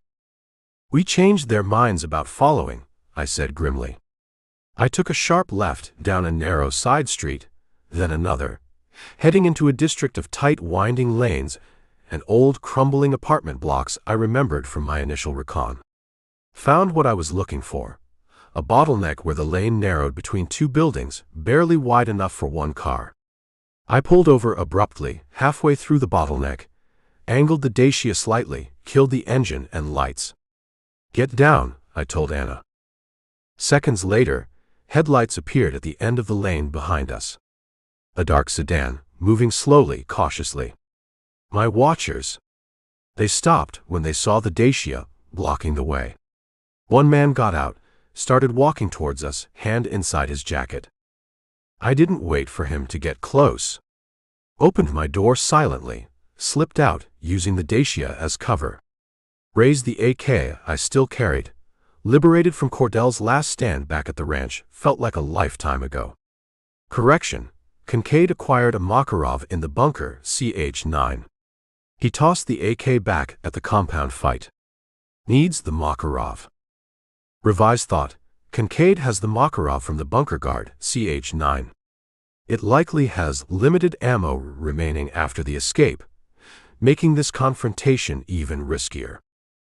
I didn't wait for him to get close. Opened my door silently, slipped out, using the Dacia as cover. Raised the Makarov I'd taken from the bunker guard. Maybe 5 rounds left, had to make them count.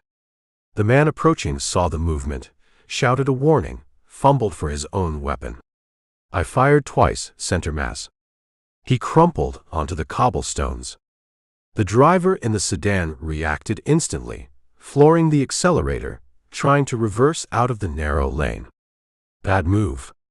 I put 2 rounds into his windshield, starring the glass, then 1 into the front tire just as he swerved, crunching hard against the brick wall. The sedan lurched to a stop, engine stalled or driver incapacitated. Silence, except for the distant city hum and Anna's sharp intake of breath from inside the Dacia. 2 down. Maybe agency, maybe Chernov's. Didn't matter. They wouldn't be reporting back anytime soon. "Get back in," I ordered Anna, my voice harsher than intended. I quickly checked the downed men. Generic European features, no obvious agency tells, standard silence pistols. Could be anyone. Took their spare clips, thankfully compatible with the Makarov, and their wallets, cash always useful, then got back behind the wheel of the Dacia. Reversed out of the bottleneck, leaving the disabled sedan and the bodies behind for the local police to eventually discover. Headed towards the industrial quays near Pier 14 now, taking a circuitous route. The first obstacle dealt with. But the night was young. Chernov and Thorne were both likely hunting us now, and the docks with Captain Gregor's freighter represented not just hope, but probably the most dangerous point of all. The escape was truly underway. Chapter 10. Driving the battered Dacia through the pre-dawn labyrinth of Constanța's industrial district felt like navigating the intestines of some huge, rusting metal beast. Warehouses loomed like dark cliffs, railway lines snaked through potholed asphalt, and the air grew thick with the smell of processed fishmeal, welding fumes, and the ever-present damp chill rolling off the Black Sea. Anna sat beside me, tense and silent, clutching the St. Christopher medal her cousin Stefan had given her, her eyes scanning the shadows. We hadn't seen any sign of pursuit since dealing with the 2 watchers near the train station, but that didn't mean a damn thing. Kostin, Chernov's security man, wasn't the type to give up easily. And Thorne. Thorne had resources that didn't need to show themselves until it was too late. "Pier 14 is this way," Anna finally whispered, pointing towards a turnoff marked only by a faded Cyrillic sign hanging crookedly from a pole. "It's mostly used for scrap metal export, bulk cargo. Less official presence than the container terminals." Less official means more of Chernov's people likely feel comfortable operating here, I countered, but took the turn anyway. Gregor, the freighter captain Anna knew, was our only shot. The key area around Pier 14 was a desolate landscape of piled scrap metal, mountains of rusting pipes, twisted rebar, discarded engine blocks, interspersed with gloomy, low-slung warehouses and the occasional flickering sodium vapor lamp casting pools of sickly yellow light. Several freighters were tied up, hulking shapes dark against the first faint hint of gray in the eastern sky. Identifying the Azov dolphin wasn't going to be easy. He usually ties up near the end, by the old coal loader, Anna murmured, peering through the dusty windshield. We ditched the Dacia in the shadows behind a mountain of compressed metal cubes, taking only my go-bag and Anna's small purse. We moved on foot now, slipping between stacks of rusting debris, the air sharp with the tang of oxidized metal. The docks were mostly quiet at this hour, just the groan of mooring lines, the distant clang of machinery from a 24-hour loading operation further down the port, and the cry of gulls already circling overhead. We spotted her near the end of the pier, just as Anna predicted. The Azov dolphin looked even rougher up close than I'd imagined. Maybe 100 meters long, rust streaks weeping down her hull like old tears, paint peeling, listing slightly to port. Looked like she'd lose a fight with a strong tide, let alone Chernov's enforcers or agency assets. But her deck lights were on, and a thin plume of smoke curled from her funnel. Getting ready to sail. How do we contact Gregor? I whispered, crouching with Anna behind a stack of corroded oil drums. Can't just walk up the gangway. Wait, Anna counseled. He usually comes on deck for coffee around this time, before casting off. He checks the lines himself. We waited. 10 minutes crawled by. 15. The sky grew lighter, shifting from inky black to deep indigo. Activity started stirring on the other ships along the pier. Time was running out. Then a figure emerged onto the Azov dolphin's bridge wing, stretching, yawning. A big man, burly bearded, wearing a stained watch cap despite the mild air. He peered down at the dock, then disappeared back inside, re-emerging moments later with a steaming mug, walking slowly along the main deck towards the stern mooring lines. That's him, Anna breathed. Captain Gregor. All right, I said. Let me handle the approach. Stay here, unless I signal. I didn't want Gregor spooked by seeing Anna immediately. Didn't know how deep his loyalty or fear ran. I stepped out from behind the drums, walking casually but purposefully towards the Azov dolphin's stern, keeping my hands visible.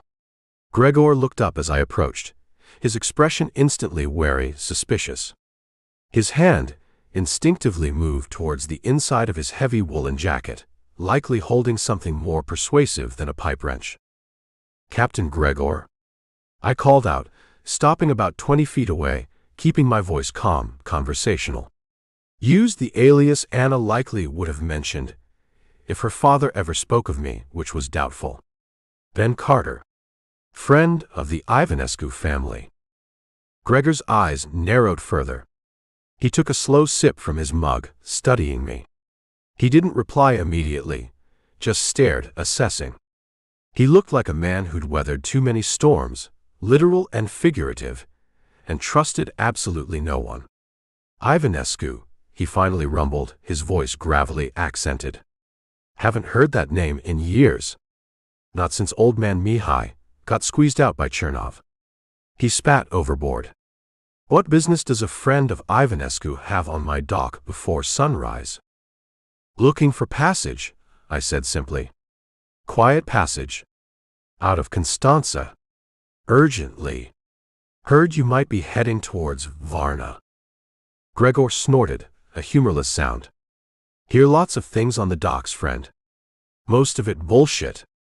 He took another slow sip, his eyes never leaving mine.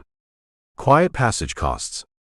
Especially, urgent quiet passage. And especially for someone who looks like, he paused, taking in my likely still disheveled appearance, maybe dried blood he mistook for rust, like you're running from trouble. Trouble finds everyone in this city eventually, I countered. I have funds. Euros. Clean. Clean? He laughed again, louder this time. Nothing clean comes off these docks after midnight, friend Carter. Especially not involving Chernov's business. He suddenly looked past me, towards the shadows where Anna was hiding. You alone? No point lying now.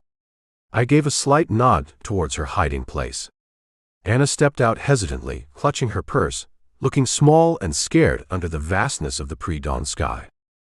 Gregor's eyes widened slightly as he recognized her. Anna. Little Anna Ivanescu. Mihai's daughter. He lowered his mug slowly, his expression shifting from suspicion to something more complex, surprise, maybe pity, maybe calculation. What in God's name are you doing, mixed up in this? Anna walked forward, stopping beside me. Captain Gregor, she said, her voice trembling but finding strength. Please. You knew my father. You know what Chernov did to him. Now Chernov wants me. We need your help. That debt you owed my father. Gregor looked from Anna's pleading face to my watchful one, then back towards the city, towards the Chernov Maritime Solutions building likely visible from here. He sighed heavily, rubbing his beard, the calculation clear in his eyes. Helping us meant crossing Chernov, a potentially fatal move. Refusing meant betraying an old debt, abandoning Mihai Ivanescu's daughter to a grim fate. Chernov, he muttered, mostly to himself. That bastard owns this port, owns the cops, owns everything. He looked back at Anna, then at me. Getting you aboard is risky. Getting you out past the harbor patrol.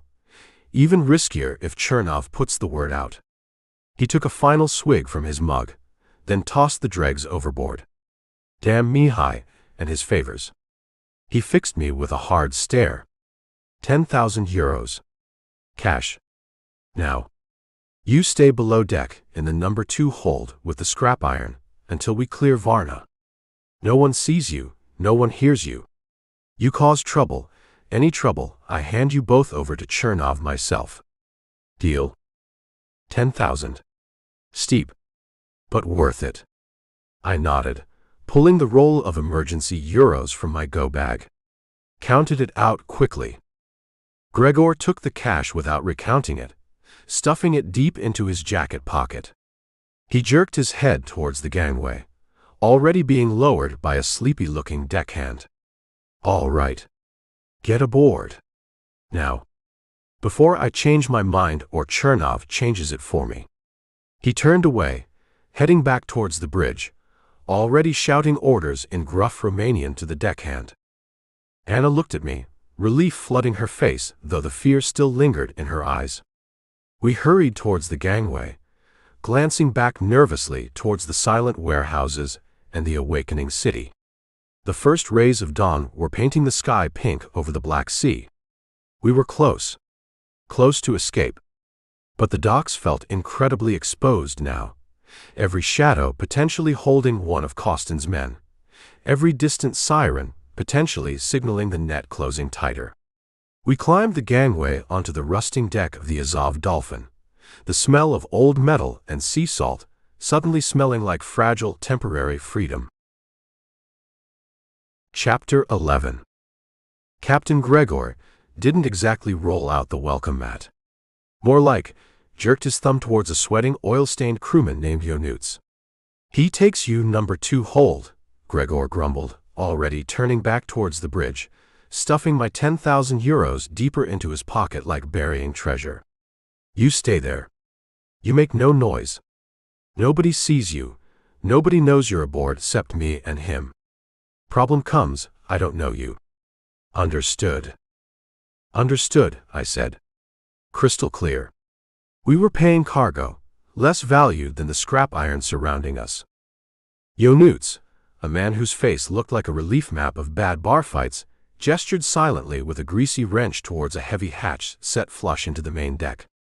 He spun the locking wheel, hauled the hatch open, revealing a dark, vertical ladder descending into blackness that smelled powerfully of rust, bilge water, and something vaguely chemical. Yosh, he grunted. Down. He didn't offer a flashlight. Didn't offer to go first. Just stood back, wrench held loosely, watching us. Anna hesitated, peering down into the gloom, her face pale in the first gray light of dawn filtering across the cluttered deck. I gave her a slight nod, then swung onto the ladder first, Makarov held ready in my free hand, testing each rung before putting my full weight on it.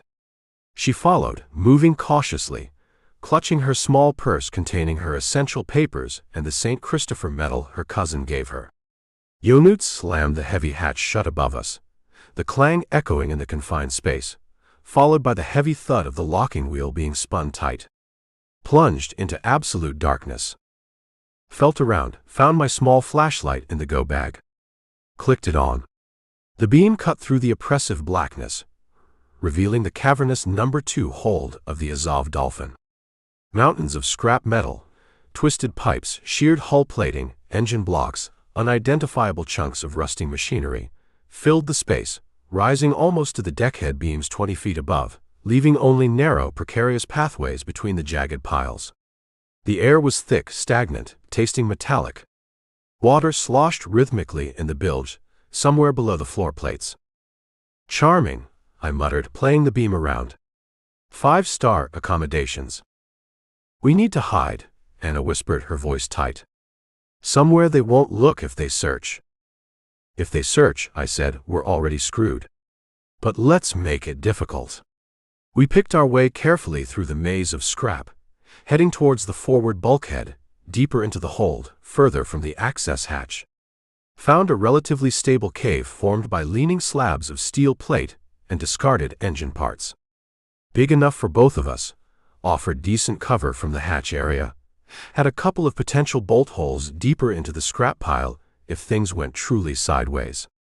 We settled in, sitting on a pile of greasy canvas, the flashlight off now, letting our eyes adjust to the near-total darkness, broken only by faint slivers of dawn light filtering through invisible cracks high above. Then the waiting. Listening. The sounds of the ship coming fully alive around us. Heavy footsteps clanging on the deck above. Winches groaning as mooring lines were cast off. Shouted commands in Romanian and Russian, muffled by the steel deck. Then, the deep, resonant vibration as the main engines rumbled to life, the whole ship seeming to shudder, the piles of scrap around us shifting and settling with faint metallic groans. Anna huddled beside me, shivering slightly despite the close air. Do you think they know we're aboard?" she whispered after a long silence. "Chernov's men." "Kostin." "Maybe," I admitted. "Kostin saw my car near your place. Saw me intervene. He knows someone helped you, someone driving my rented Škoda. He'll report it. Chernov will put pressure on the port authorities, maybe check the manifests of departing ships. Gregor's Azov Dolphin, known for looking the other way, it's a logical place to start looking." "But Gregor took your money." "Gregor took my money because he owed your father, and maybe because 10,000 euros buys a lot of forgetting," I corrected. "Doesn't mean he won't sell us out if Chernov applies enough pressure or offers him more. Guys like Gregor survive by playing the angles, betting on the horse most likely to win. Right now, that ain't us." We fell silent again, just listening to the ship.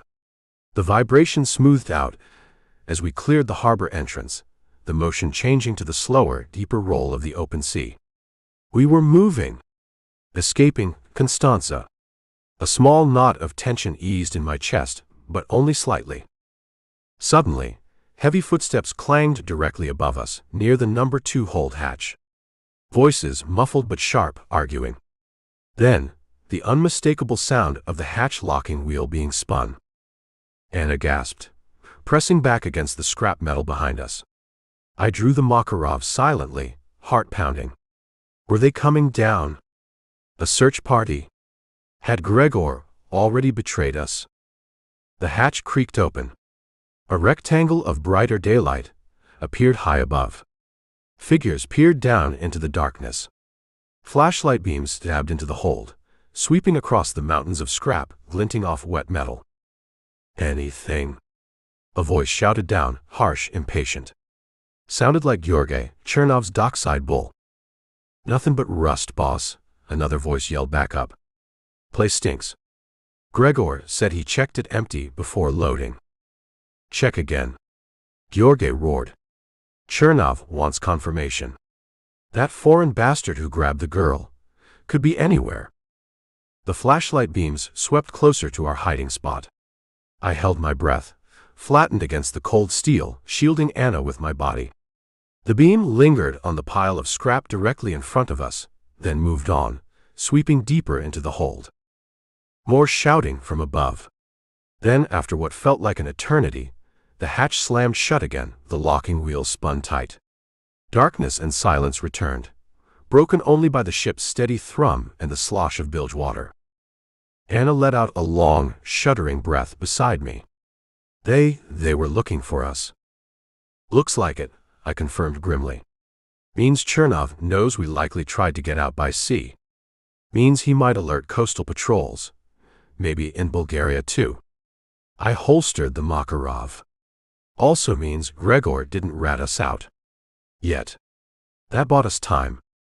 But it didn't mean we were safe. We settled back into our hiding place amidst the rusting metal, the reality of our situation stark.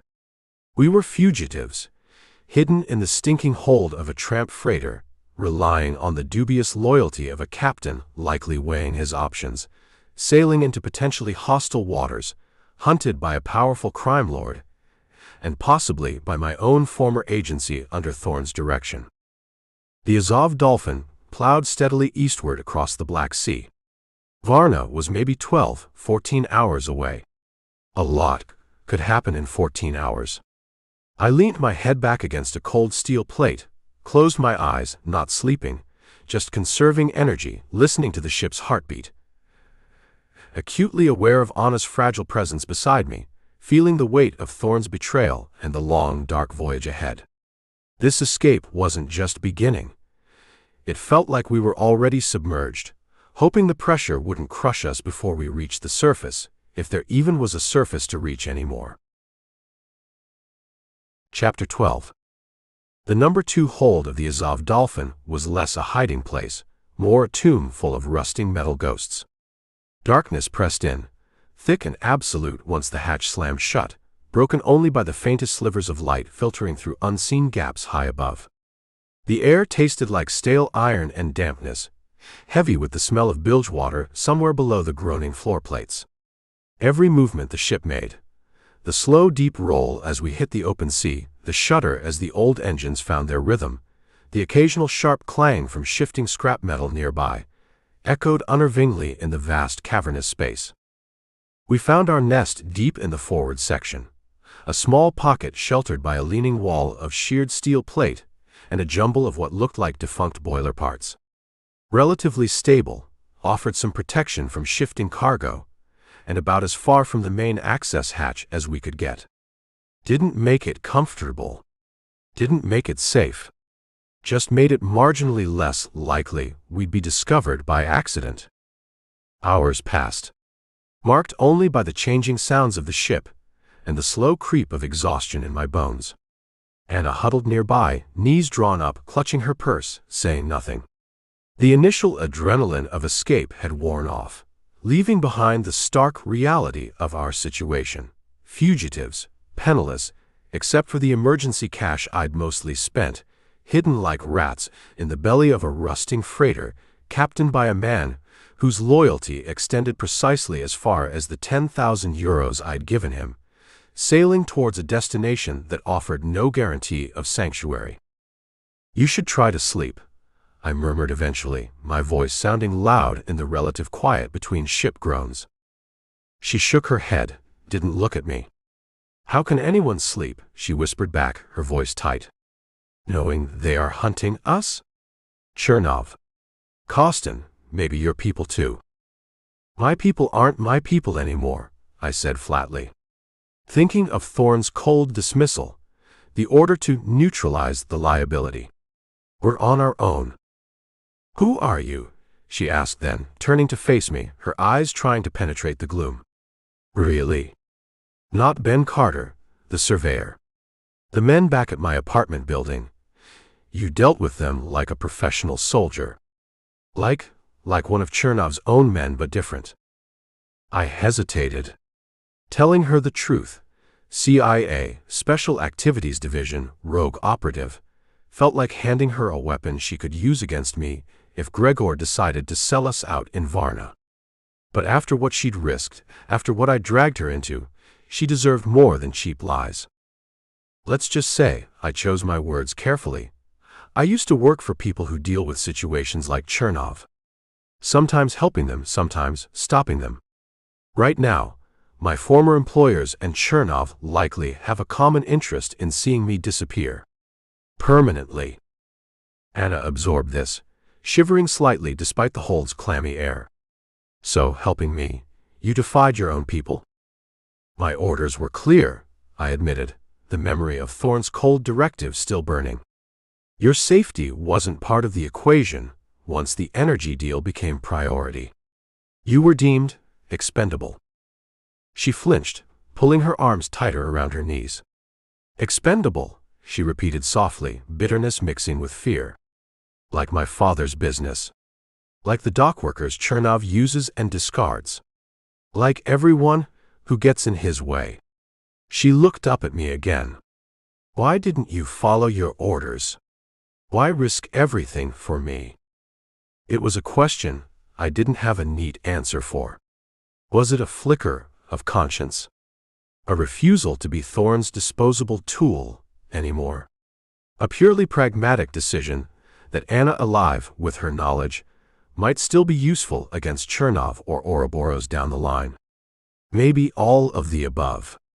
Maybe none. Let's just say, I settled on, echoing my earlier evasion, sentiment is sometimes less counterproductive than my old bosses believed. And leaving someone to Chernov's mercy didn't sit right. I shifted position, leaning back against a cold steel plate. Try to get some rest, Anna. It's a long way to Varna. We'll need our strength. She didn't argue further, just huddled back into herself. Whether she slept or just retreated into her own fear, I couldn't tell. I stayed awake, listening to the ship, the constant thrum of the engines, the creak of the hull, the rhythmic slosh from the bilge. Listening for any change, any anomaly. Did the engine slow slightly around midday? Or was that just my imagination, fueled by paranoia? Did that distant aircraft noise sound like a maritime patrol plane flying a search pattern? Impossible to know down here. Every sound felt amplified, potentially threatening. Thorne had access to satellite tracking, signal intelligence. If he knew Gregor's ship, knew our destination, he could arrange a welcome party in Varna, or even an interception at sea by pirates, or a friendly nation's coast guard acting on bad intel. Chernov, too, had reach, contacts in Bulgarian customs, maybe rival smugglers who'd happily take out Gregor's ship for the right price. I thought about Thorne again. His cold justification. The bigger picture, Mako. What picture was that, exactly? One where corporations and shadow organizations carved up the world's resources over the bodies of inconvenient assets like Anna. One where men like Chernov were tolerated, even enabled, as long as they served a strategic purpose? The cynicism I'd carried for years felt like it was crystallizing into something harder, colder. Thorne hadn't just betrayed me in Budapest. He represented a fundamental betrayal of everything the agency was supposed to stand for, twisted into a tool for corporate greed and geopolitical games played with human lives. Going rogue felt less like a choice, more like the only sane reaction. Hours later, the ship's motion changed again, the deep-sea roll lessening, the engine pitch dropping. Landfall wasn't far off. Varna, Bulgaria. Another port city, maybe less overtly corrupt than Constanța, but still operating under the long shadows cast by Moscow and the murky world of Black Sea smuggling. Would Gregor honor his deal? Would he get us ashore, discreetly? Or would Chernov's or Thorne's reach extend even here? Anna stirred beside me as the ship slowed further, the clang of anchor chain rattling somewhere far above. Are we here?" she whispered, her voice hoarse. "Almost," I said, peering up towards the hatch, listening intently. Stay ready." The hold remained dark, silent, except for the ship's noises. Waiting again. Waiting for Ionuț, the greasy crewman, to open the hatch. Waiting to see if freedom, or another set of guns, waited for us on the deck above. The Black Sea crossing was over. The next stage of the escape, the next gamble, was about to begin. Chapter 13. The change in the ship's rhythm was subtle at first. The deep-sea roll smoothed out.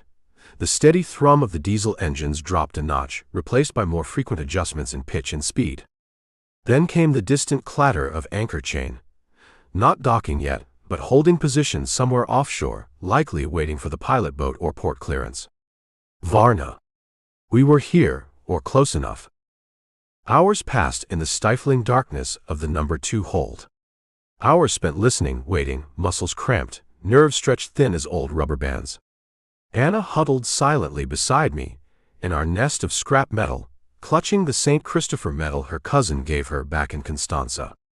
Her initial relief at escaping Chernov's immediate grasp had long since evaporated, replaced by the gnawing fear of the unknown that lay ahead. I didn't blame her. Trading Chernov's Romania for potential anonymity in Bulgaria felt like swapping one shark-infested patch of water for another, maybe with different kinds of sharks.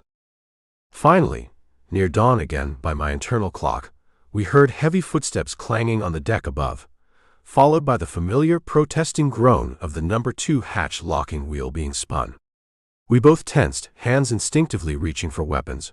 My procured Makarov, Anna's, while Anna just clutched her metal tighter. The hatch lifted.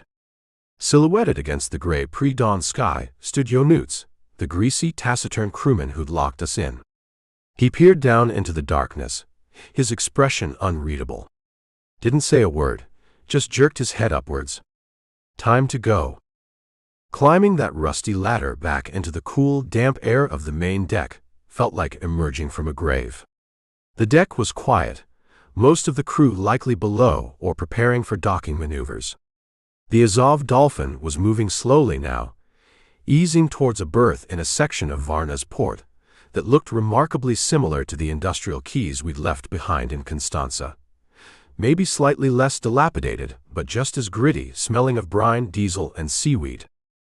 Captain Gregor waited for us near the gangway, which was already lowered, resting on the grimy concrete pier below. He looked tired, anxious, eager to be rid of his dangerous cargo. He didn't offer coffee this time. "Varna," he grunted, stating the obvious. He avoided looking directly at Anna, focusing on me instead. Heard chatter on the coastal frequencies last night. Romanian patrol boats asking about unscheduled departures, matching my vessel. Someone, he gave me a hard look, is definitely looking for you. Maybe Chernov. Maybe bigger fish. "Appreciate the passage, Captain," I said, ignoring the implication. "You honored your debt." "Mihai Ivanescu was a good man," Gregor conceded gruffly, finally glancing at Anna with something that might have been pity. "Chernov treated him like dirt." He reached into his heavy jacket, pulled out a small crumpled wad of Bulgarian lev. "Here." "Not much.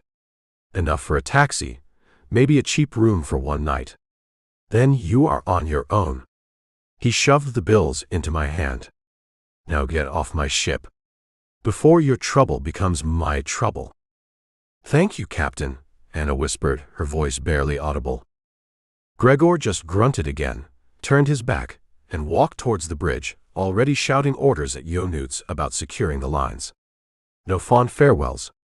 Just a transaction completed, a risk hopefully mitigated on his end. We hurried down the gangway, onto Bulgarian soil. The air felt different, cooler, less humid than Constanța, but carrying the same undercurrent of secrets and illicit dealings common to any major port.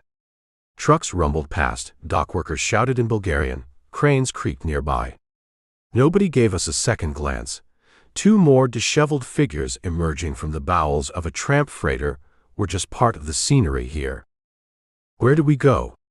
Anna asked, looking lost, overwhelmed, clutching her purse containing her papers and little else. "Away from the docks, fast," I said. "Find somewhere anonymous to regroup. Figure out the next step." We needed a place to lie low, assess the situation, maybe try to contact Sully again for intel on Varna, on potential agency or Chernov presence here. And Anna, she needed proper food, rest, a chance to feel safe, even if safety was just a temporary illusion. We walked quickly, heading away from the main port complex, towards the older working-class neighborhoods surrounding it. Found a small, dingy Makana, a local tavern, just opening for the dock workers coming off the night shift.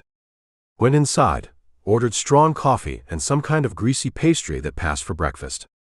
The place smelled of stale beer and fried onions already. Perfect anonymity. Sitting in a dark wooden booth, watching the rough-looking patrons ignore us, I felt the full weight of our situation pressed down. We were out of Romania, yes. But we were in Bulgaria with barely enough cash for a day or two, fake or compromised papers, no contacts I trusted, and powerful enemies who knew we'd escaped and likely knew which ship we were on. Gregor wouldn't keep quiet forever if pressured. Thorne's agency resources could track financial transactions, monitor border crossings, tap into local intelligence networks. Chernov's criminal reach likely extended across the Black Sea. We hadn't escaped, we just changed cages. Anna seemed to sense my thoughts. "What happens now, Jack?" she asked quietly, using my real name for the first time, perhaps realizing aliases didn't matter much anymore between us. "Now," I said, taking a sip of the scalding bitter coffee, "we find a place to disappear for a day or two. Clean up. Rest. Then I figure out how to get you somewhere truly safe. Maybe find a way to get you asylum, connect you with an NGO Sully might know." That assumed Sully was still willing or able to help after I went rogue.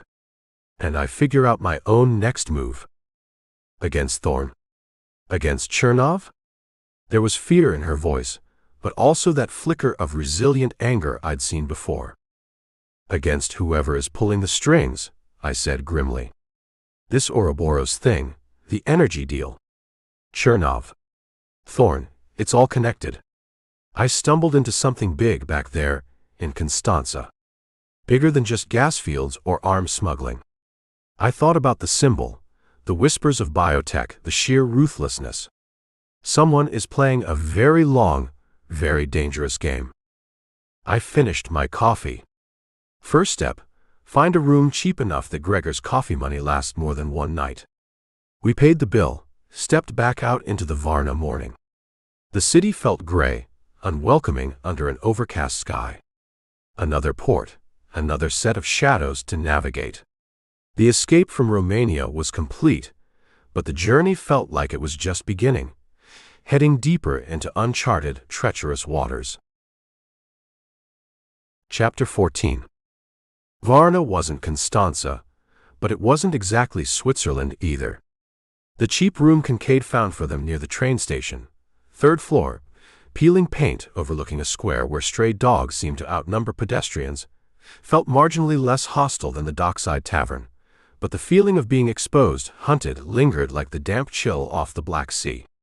They had maybe 36 hours tops before Gregor's arrival leaked, before Chernov's network extended its reach here, or before Thorne, assuming he gave a damn about cleaning up his own mess, tasked someone from the nearest agency station or a friendly local service to find his rogue operative and the asset who knew too much. Staying put wasn't an option. Moving Anna onward, somewhere safer, somewhere she could disappear, became the immediate priority. Turkey, Kincaid decided, spreading a worn map of the Balkans on the room's rickety table under the light of a single bare bulb. He'd spent the first day after their arrival carefully scouting the city on foot, confirming his initial assessment. Varna had its own share of watchful eyes and shadowy corners. Overland. Bus or train towards the border near Edirne. It's busy, chaotic. Easier to blend in, maybe exploit the confusion or local customs at the crossing. Anna traced the route on the map, with a trembling finger. Turkey? I don't know anyone there. I have no papers for Turkey. I'll handle the papers, Kincaid said. Easier said than done. Her Romanian ID was useless now. The Ben Carter alias he used was likely burned after Constanța. They needed new legends, plausible backstories, documents good enough to pass a cursory border check. That meant reaching out, breaking silence, taking a calculated risk. He waited until Anna finally succumbed to sheer exhaustion, falling into a fitful sleep on the narrow bed. Then he set up his secure comms tablet, routing the signal through multiple anonymous proxies, initiating the emergency contact protocol for Sully. It felt like lighting a flare in enemy territory. Thorne would have flagged Kincaid, Mako, as rogue. Agency SIGINT capabilities would be watching for any transmission. But Sully was the only option for the kind of help needed. The connection established after an agonizingly long handshake. Mako to Sandman, Kincaid typed using Sully's old deep cover handle. Request support. Asset Nightingale extracted Romania. Current location Varna BG. Require immediate clean legend. Passport scan suitable Turkish border crossing. Female, Romanian natal, age approximately 30. Also require sterile funds transfer, crypto preferred, urgent. Situation, critical. Confirm receipt.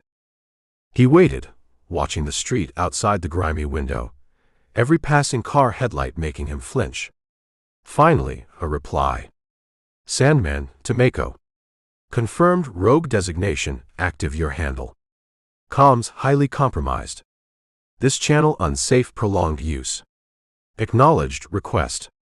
Nightingale papers difficult, high scrutiny post 9/11. Funds easier. Another pause. Why the deviation, Jack? Thorne spitting nails. Said you torched the primary objective for one local asset.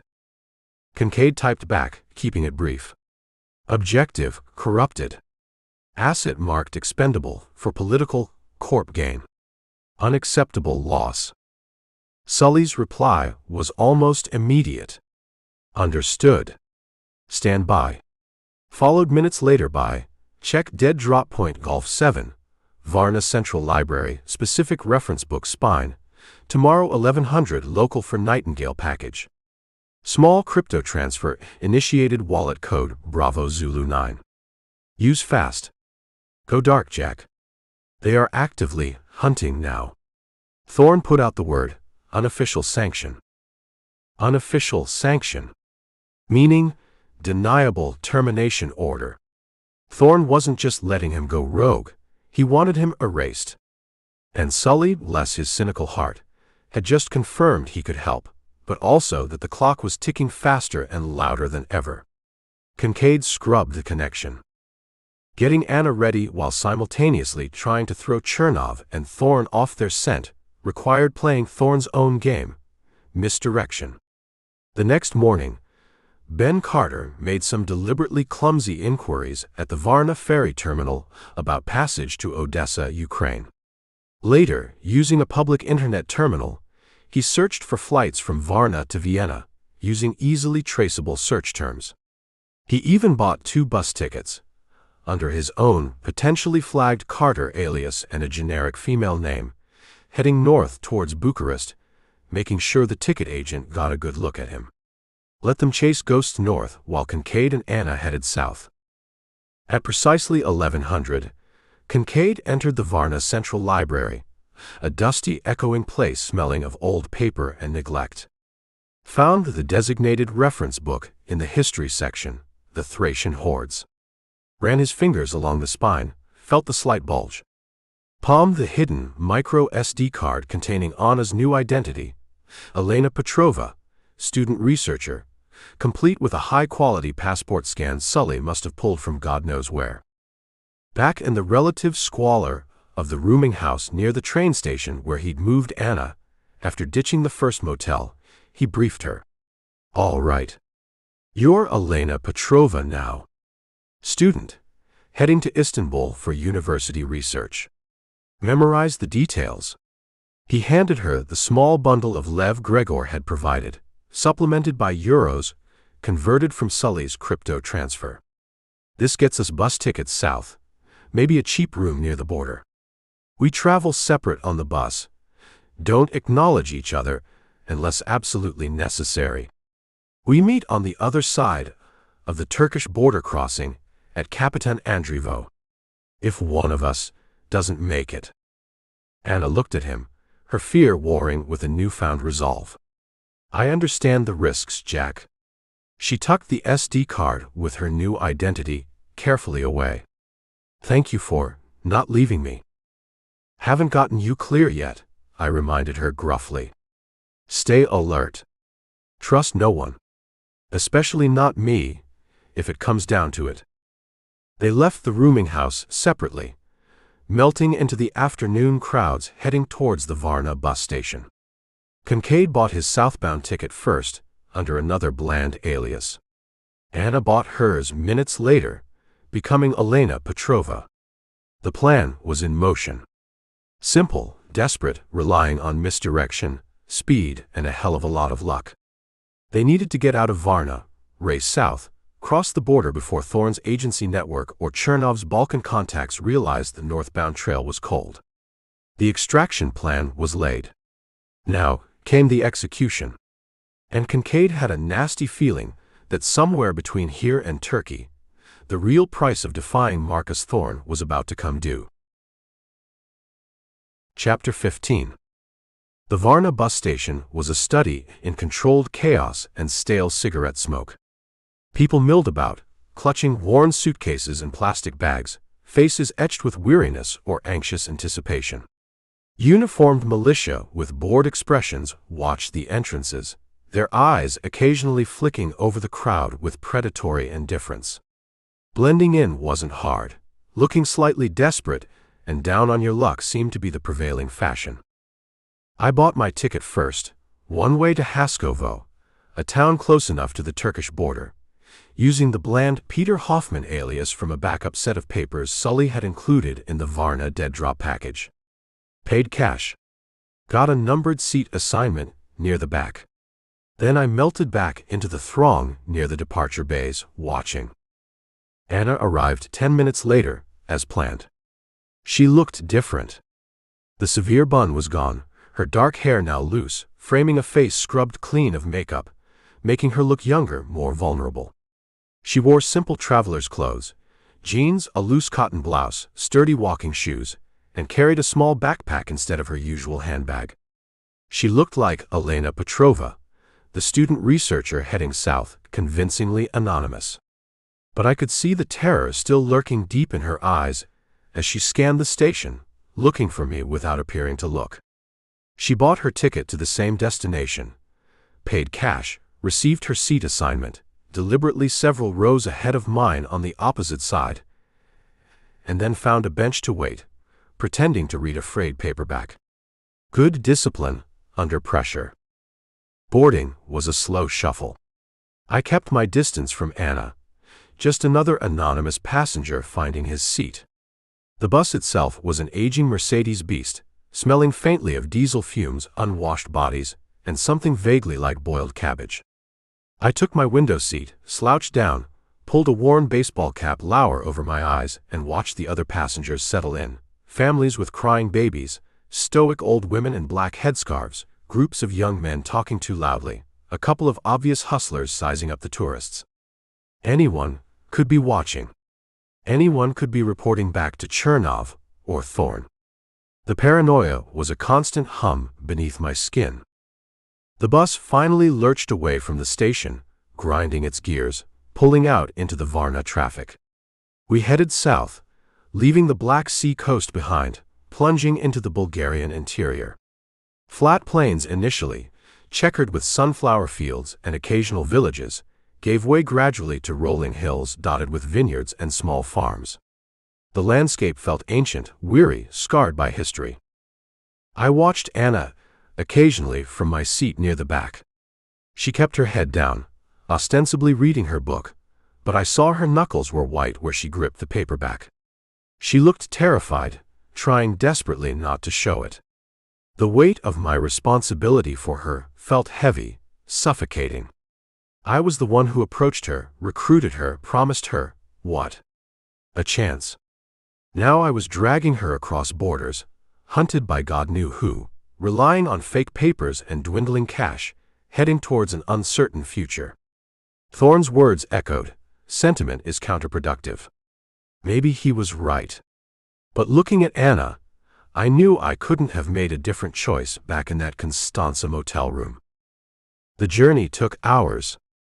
We stopped occasionally in dusty provincial towns where passengers got on and off, buying snacks or cigarettes from trackside vendors. At each stop, I scanned the platform, the surrounding streets, looking for watchers, for cars that seemed out of place. Saw nothing definitive, but the feeling of being observed persisted. Was it real? Or just my own frayed nerves playing tricks? With Thorne involved, you could never be sure. He specialized in making you doubt your own perceptions. As we got closer to the Turkish border, the atmosphere on the bus shifted subtly. Conversations grew quieter. People checked their papers nervously. Outside, the landscape became drier, more rugged. We passed occasional police checkpoints, where uniformed officers peered impassively into the bus before waving us on. Each time, my hand strayed towards the Makarov tucked uncomfortably against my ribs. Finally, late in the afternoon, the bus pulled into the chaotic, dusty terminal at Svulengrad, the last major Bulgarian town before the Kapitan Andreevo border crossing into Turkey. This was it. End of the line for the bus. Time for the next, most dangerous phase. We disembarked separately, melting into the throng of travelers, truck drivers, money changers, and various hustlers milling around the station and the nearby streets leading towards the border complex, visible maybe a mile down the road. The air buzzed with tension, the controlled chaos of a major international crossing point known for smuggling and corruption. I found a vantage point at an outdoor table of a grimy cafe overlooking the main road towards the border checkpoint. Ordered a coffee, watched the flow. Long lines of trucks idled, engines rumbling. Pedestrians shuffled towards the customs booths. Bulgarian border guards, looking bored but watchful, checked passports with slow deliberation. Turkish guards were visible on the other side. It looked normal. Deceptively so. Anna found a spot on a bench across the square, pretending to study a tourist map, occasionally glancing towards the border, then quickly away. She looked pale but composed. From my table, I scanned the area meticulously. Looked for the watchers. The men in cheap suits, trying too hard to blend in. The parked cars with occupants who never seemed to get out. The figures lingering in doorways, observing the queues. Was that dark sedan with diplomatic plates I saw, parked near a side street connected to Thorne? Was that burly man talking to a Bulgarian customs officer, one of Chernov's Balkan contacts? Impossible to tell for sure. The background noise of a busy border crossing was perfect cover for surveillance. The plan was simple. Wait until the peak late afternoon rush when the guards were tired and overwhelmed. Then join the pedestrian queue separately, using Anna's Elena Petrova student ID and my Peter Hoffman backup papers. Hope the documents held up. Hope the guards were too busy or too bribable to look too closely. Hope Chernov's or Thorne's alerts hadn't specifically flagged our aliases yet. A lot of hope involved. I caught Anna's eye across the square, gave her a barely perceptible nod. Get ready. She nodded back, just as subtly, folding her map. The sun beat down. The diesel fumes hung heavy. The queues shuffled forward slowly. The border lay just ahead, a line on a map representing a fragile chance at safety. But looking at the watchful guards, the loitering figures in the shadows, the sheer compressed tension of the place, I had a chilling feeling that crossing that line would be the hardest part of the race. The rendezvous with freedom, or with disaster, was imminent. Chapter 16. The Kapitan Andreevo border crossing, baked under the late afternoon sun. A chaotic bottleneck smelling of diesel fumes, hot asphalt, unwashed bodies, and simmering impatience. Long lines of trucks idled, engines rumbling, waiting for customs clearance. Pedestrians shuffled in listless queues towards the grim concrete buildings housing Bulgarian passport control, clutching worn bags and even more worn expressions. On the far side, maybe 50 yards of dusty no-man's land separated Bulgaria from the Turkish checkpoint, where different uniforms, different flags, and presumably different levels of bureaucratic indifference awaited. It felt like the edge of the world, a place where rules got blurry and desperation was the common currency. Anna Elena Petrova, according to Sully's handiwork on the micro SD card, joined the pedestrian queue about 20 yards ahead of me as planned. She looked small, lost, just another traveler hoping for smooth passage, clutching her backpack, eyes fixed straight ahead, avoiding any glance in my direction. She played the part well, hiding the terror I knew was churning inside her. My own Peter Hoffman papers felt thin and flimsy in my pocket. Getting across depended on tired guards, plausible lies, and sheer dumb luck. I shuffled forward with the queue, scanning constantly. Watched the Bulgarian border guards in their faded green uniforms, mostly young conscripts looking bored, occasionally an older NCO type looking meaner. Watched the civilians, Turkish guest workers heading home, Bulgarian families visiting relatives, nervous-looking backpackers, shifty-eyed men who were probably smuggling cigarettes or something worse. Watched the vehicles, the trucks, the occasional battered Lada or Mercedes, looking for anything that felt out of place, anyone watching the queues too intently. Nothing screamed ambush. Yet. Maybe my misdirection back in Varna had worked. Maybe Thorne's reach, or Chernov's, didn't extend this far, this effectively. Anna reached the booth. Handed over her passport.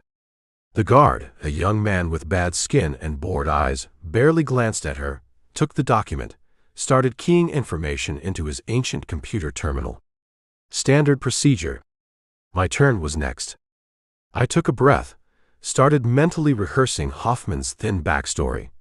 Academic attending conference in Istanbul. Then the guard checking Anna's passport paused. Frowned at his screen.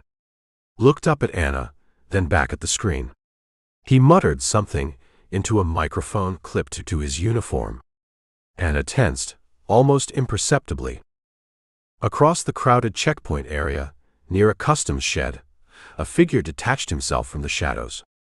Lean, wearing a cheap gray suit despite the heat, his watchful eyes instantly finding Anna, then flicking towards me in the queue behind her. Kostin. Chernov's security chief. My blood ran cold. They were here. Waiting. How? Compromised border system flagged the alias. Facial recognition?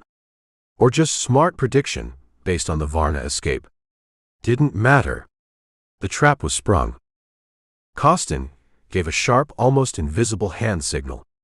Two more men, thick-set bruisers in ill-fitting jackets, materialized from the direction of the truck lanes, moving purposefully towards the pedestrian booth, shouldering aside annoyed travelers.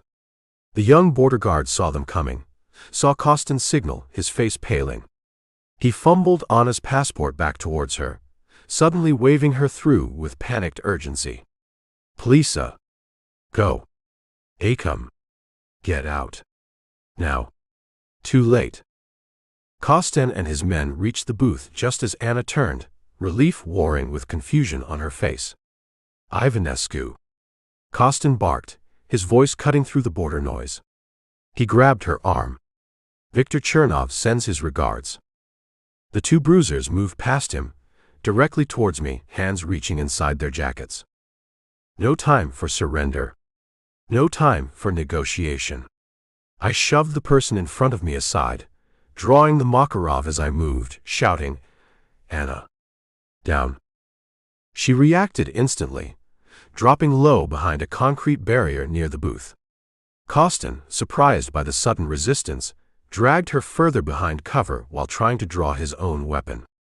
His two men, caught momentarily flat-footed by my aggressive move, fumbled their draws. That fraction of a second was all I had.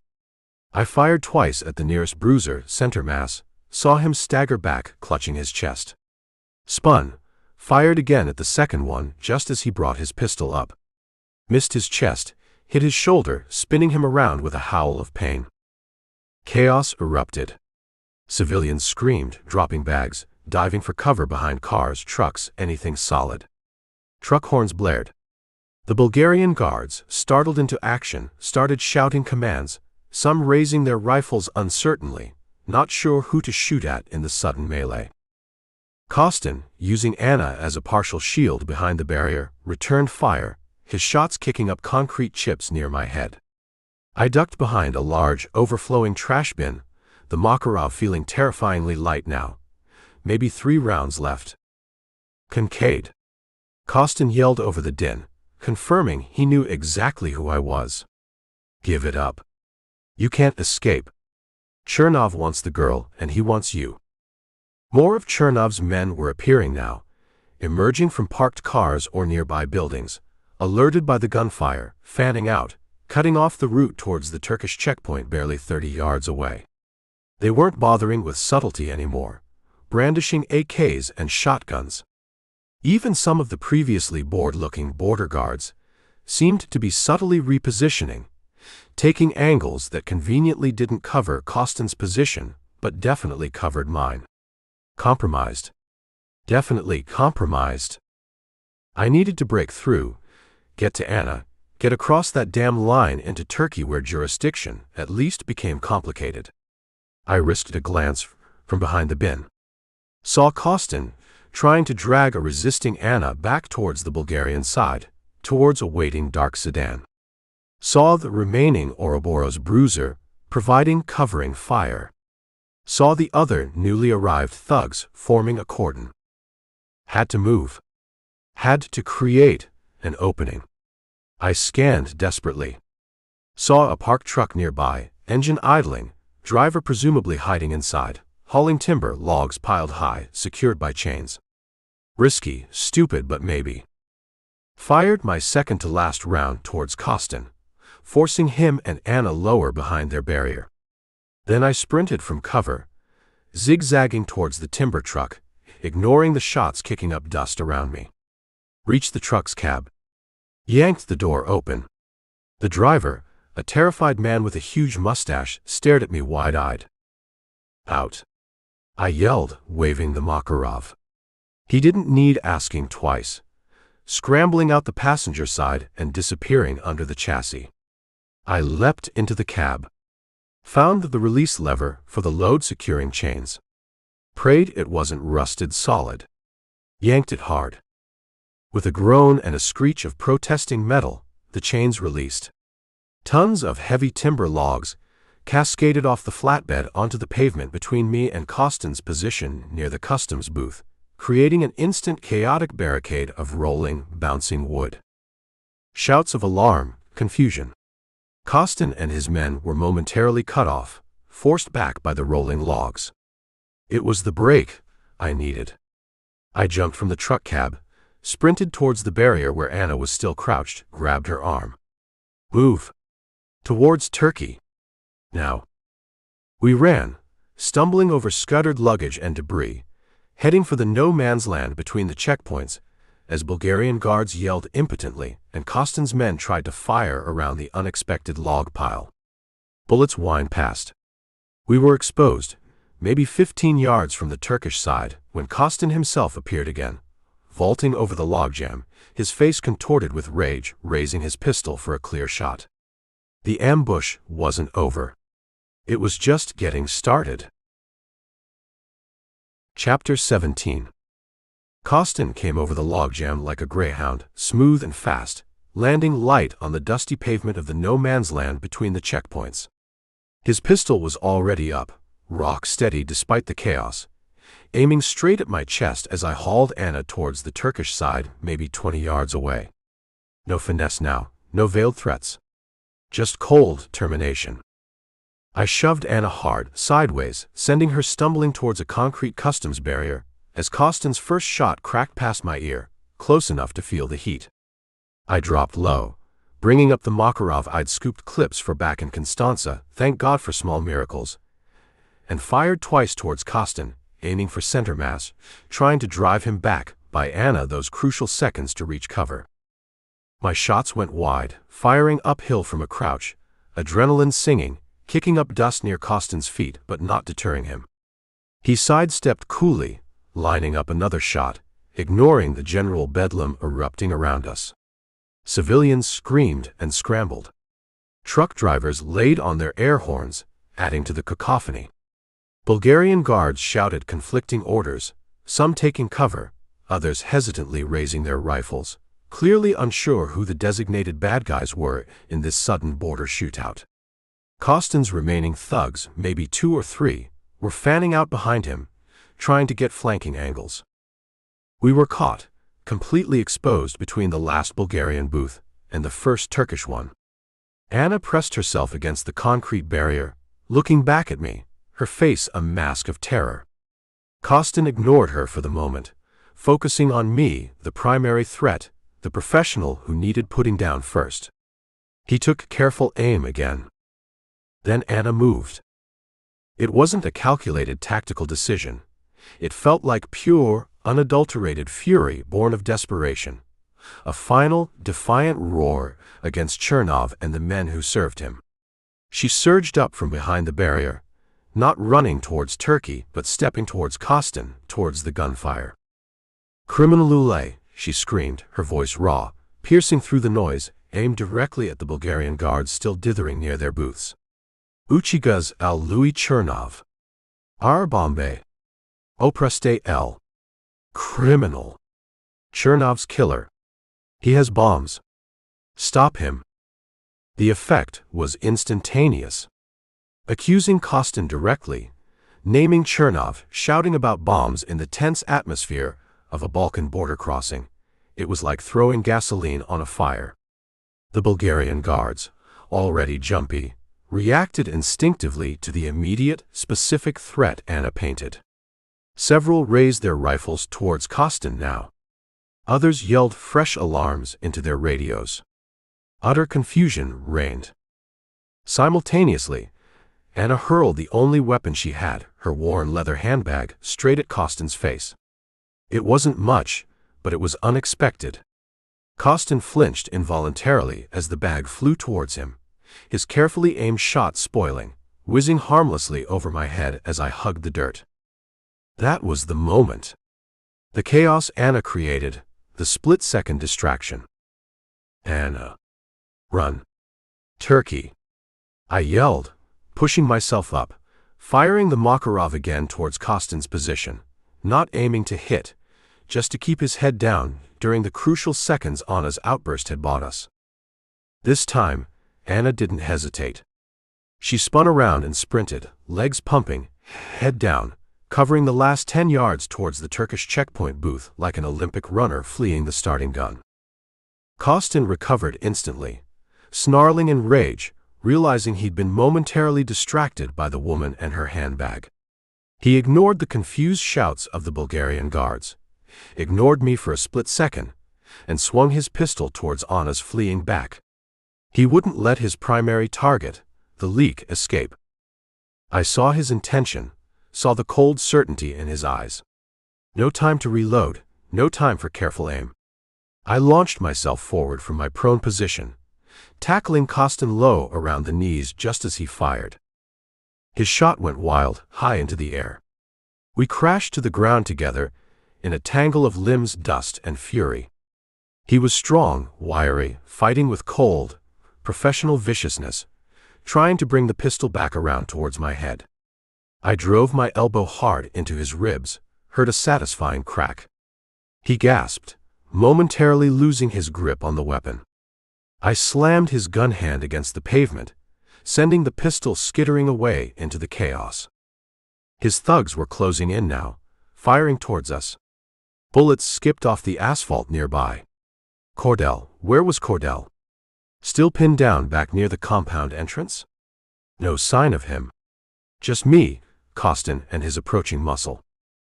Kostin lashed out with a hidden blade, a thin stiletto appearing suddenly in his hand, slicing towards my face.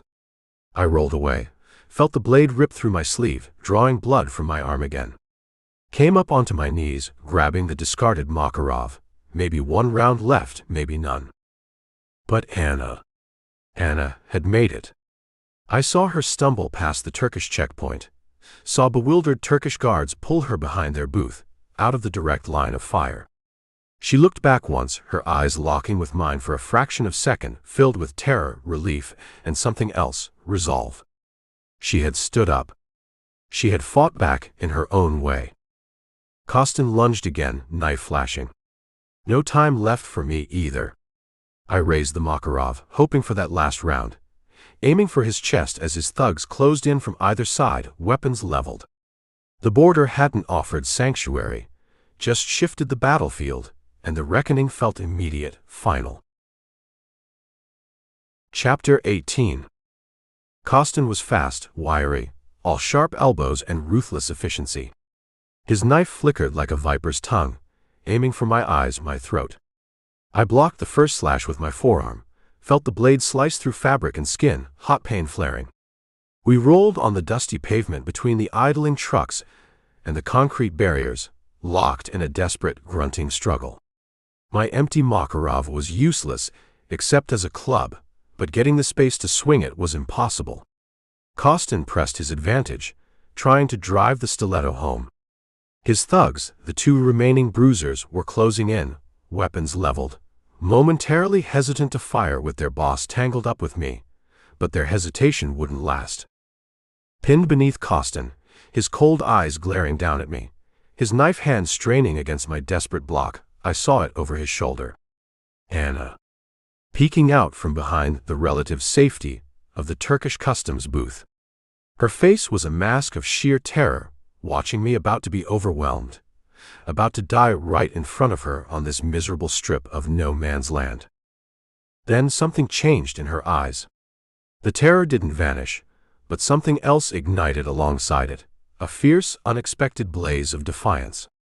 Maybe it was the memory of her ruined father, the years of quiet resentment against Chernov, the sudden, stark realization that escape for her meant my death. Whatever it was, it propelled her into motion. She didn't run further into Turkey. She didn't stay hidden. She stepped deliberately back out from behind the booth, back into the line of fire, her voice ringing out, clear and strong despite the surrounding chaos, shouting directly at Kostin in Romanian, Usigasul. Monstrul. Lasa L. Killer. Monster. Leave him. Kostin's head snapped up, momentarily distracted by her reappearance, by her defiant shouts in his own language. His thugs, already closing in on me, also hesitated, glancing towards this unexpected development. It was only for a second, maybe two. But in a fight like this, a second is eternity. It was the opening I needed. With a surge of adrenaline fueled by Anna's incredible, insane bravery, I drove my knee hard into Kostin's groin, simultaneously bucking upwards with all my strength. He gasped, arching back in pain, his grip on the knife loosening for just that critical instant. I twisted free, rolling away, scrambling for the Makarov I dropped earlier. Kostin recovered with inhuman speed, snarling, ignoring the pain, his eyes fixed back on Anna. He saw her not as a person, but as the primary target, the leak Chernov wanted silenced above all else. He raised his recovered pistol, ignoring me now, focusing entirely on eliminating her before she could cause more problems or be taken into custody by the Turks. His thugs followed his lead, swinging their weapons towards Anna standing exposed near the Turkish booth. Anna. No. I screamed, finding the Makarov, fumbling with it, knowing it was likely empty anyway. Anna didn't flinch. Didn't try to run back to cover. She stood her ground, facing Kostin, her expression no longer terrified but strangely calm, resolute. As if she'd made her peace. Then the world exploded in noise again. Kostin fired. His thugs fired. Multiple impacts slammed into Anna's slight form, throwing her backwards against the customs booth like a rag doll. She crumpled to the ground, still, a splash of crimson stark against her simple blouse. Time seemed to stop. The shouts, the sirens, the engine noise, all faded into a dull roar in my ears. All I saw was Anna lying there, sacrificed. All I felt was a white-hot surge of pure, unadulterated rage, directed at Kostin, at Chernov, at Thorne, at the whole damn system that used people like Anna and discarded them like trash for profit and power. Kostin, seeing Anna down, turned his attention back to me, a look of cold satisfaction briefly crossing his face before hardening again into professional focus. His thugs advanced, ready to finish the job. But Anna's sacrifice hadn't just bought me seconds, it had bought me fury. And it had bought the attention of the Turkish guards on the other side of the line, who now saw armed men gunning down an unarmed woman, practically on their doorstep. Shouted commands, in Turkish this time. Warning shots fired into the air from their side. The Bulgarian guards, seeing the Turks react, finally seemed to find their nerve, adding their own sporadic fire towards Kostin's men, the situation devolving into a truly chaotic international incident right on the dividing line. Kostin realized instantly he'd overplayed his hand. Killing me quietly was one thing. Getting into a protracted firefight with Turkish border police was another level of complication Chernov wouldn't appreciate. He barked orders at his men, retreat. Fall back. They laid down covering fire, dragging their wounded comrade, the one I'd hit in the shoulder earlier, disengaging from me and the increasingly hostile Bulgarian guards, retreating back towards the logjam and whatever escape route they had planned on the Bulgarian side. Kostin gave me one last look, filled with cold hatred and frustration, before disappearing back into the chaos he'd helped create. I scrambled to my feet, ignoring the screaming pain in my leg and arm, my eyes fixed on Anna's still form just across the line. Started moving towards her, stumbling through the debris, past bewildered civilians and cautious Turkish guards who now held their weapons warily on me. Stop. Stai, one of the Turkish guards yelled, waving his rifle. I ignored him, focused only on reaching Anna. Knelt beside her. Her eyes were open, staring blankly at the sky. The front of her blouse was soaked in blood. Too much blood. Her breathing was shallow, ragged. Anna, I whispered, my voice choked. Her eyes flickered towards me, a glimmer of recognition, maybe. Her lips moved, forming silent words I couldn't hear over the surrounding noise and the roaring in my own ears. Then a final, shuddering sigh escaped her, and the light in her eyes went out. Gone. Sacrificed herself for me. For a principle? For a chance? Didn't matter now. She was dead, another casualty chewed up and spat out by the machine. All for a few barrels of oil, a few lines on a map, a bit more profit for men like Chernov, a bit more strategic advantage for men like Thorne. Turkish guards surrounded me now, weapons trained, shouting questions I didn't understand, didn't care about. I just knelt there beside Anna's body, the Makarov fallen uselessly from my hand, the sounds of the border crossing fading into a dull buzz, the weight of her sacrifice settling over me like a shroud. I had escaped. But the price was absolute. And the rage, the cold, deep rage against Thorne, against the system that allowed this, began to solidify into something that would never let me rest again. The mission was over. My life in the agency was over. Something else, something colder and harder, was just beginning. Chapter 19. The shouting was mostly Turkish now. Sharp commands, confused questions. Boots scuffed on the pavement around me. Gun barrels stayed pointed my way.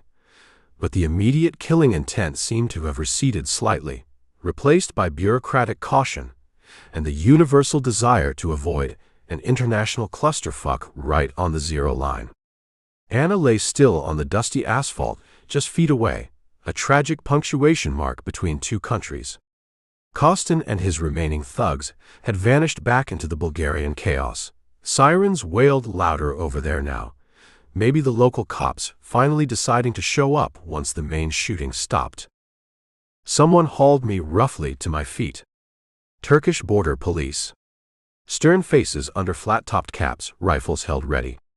They started firing questions in rapid Turkish, gesturing towards Anna, towards the Bulgarian side, towards the Makarov lying near my hand. Time to be Peter Hoffman, the bewildered academic caught in the wrong place at the horribly wrong time. I raised my hands slowly, showed empty palms, let my face convey shock, fear, maybe a touch of indignation. Pulled out the Hoffman passport Sully's magic had conjured. English.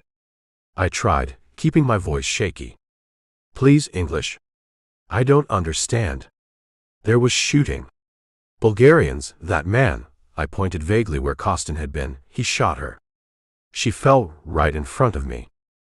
One of the Turkish officers, older, with sergeant's stripes and weary eyes that had probably seen too much border craziness, grunted something to his men. He knew enough English. Passport. You. Name. Hoffman. Peter Hoffman. Canadian, I stammered, handing over the documents. I was crossing, going to Istanbul conference. He took the passport, glanced at it, then at me, then at Anna's body. His eyes lingered on the blood soaking my torn sleeve, the grime covering my clothes. He knew damn well I wasn't just some startled tourist. But proving it? Different story. Especially with dead bodies, Kostin's thugs, maybe some unlucky civilians, likely piling up on the Bulgarian side, gunfire exchanged across the border. This was already a diplomatic headache he didn't need escalating. He barked orders. Two of his men searched me quickly, professionally, finding the knife at my ankle, the empty Makarov nearby, the small roll of emergency euros. They confiscated the weapons without comment. The sergeant looked at my passport again, then back at me.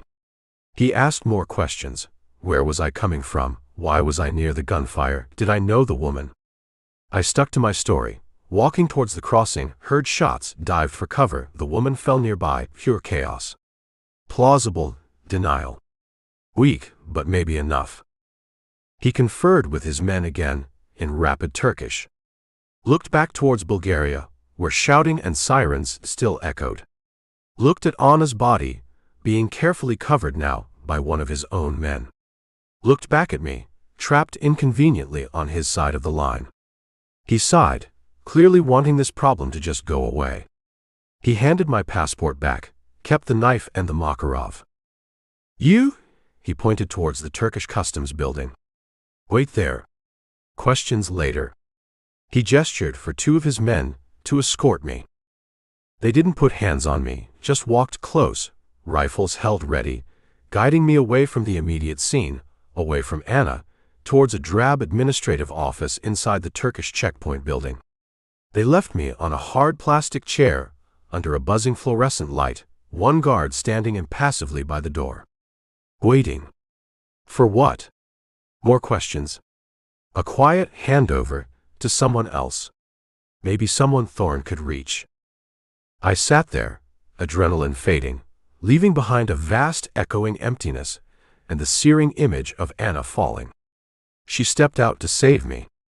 Screamed at Kostin, threw her purse, bought me the seconds I needed to break free to survive. And Kostin, or his men, cut her down for it. Sacrificed. For what? For Black Sea natural gas. For corporate profits.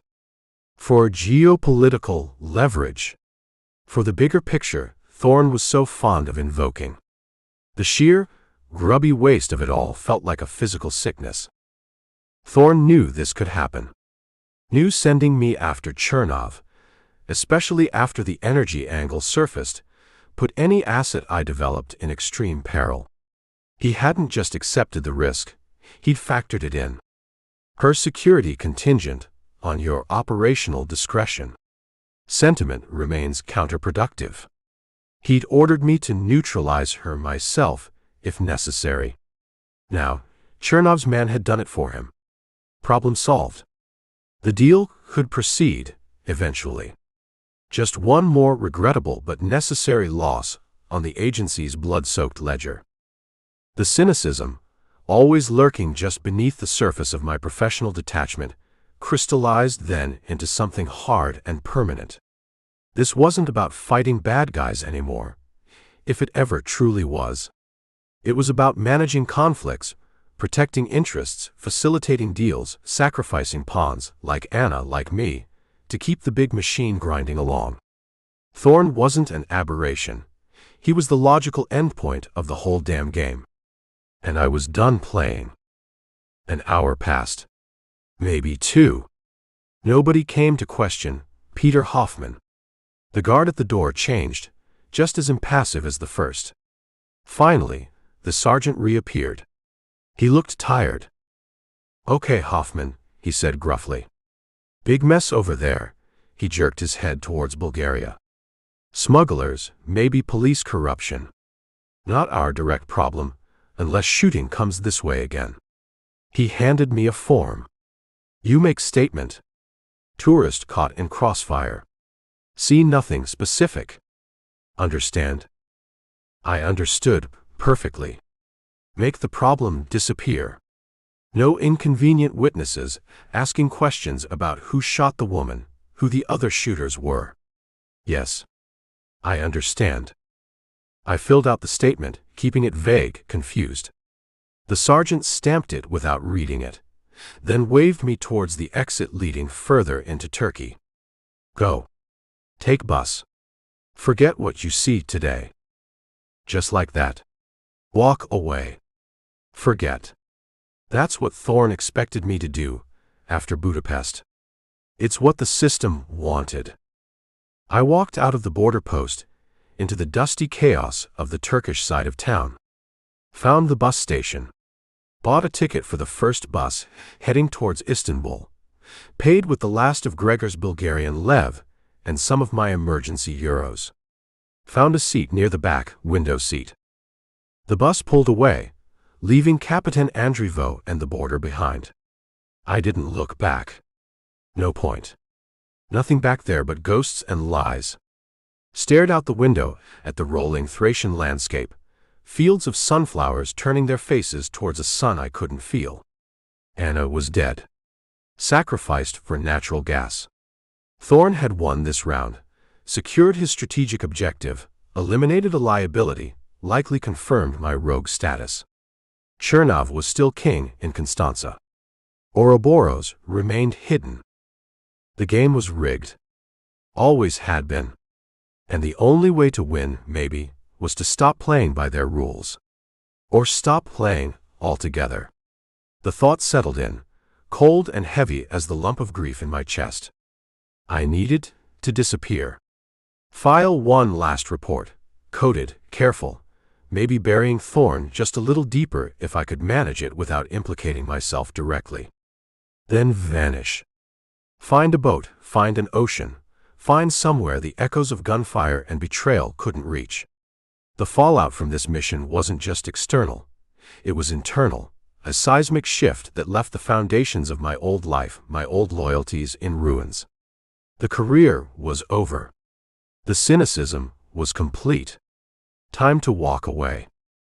Acknowledged, ignoring the irrelevant external time, location metadata regarding Searcy, Arkansas.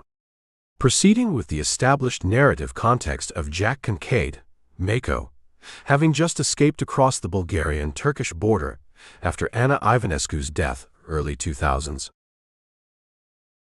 Chapter 20. Istanbul.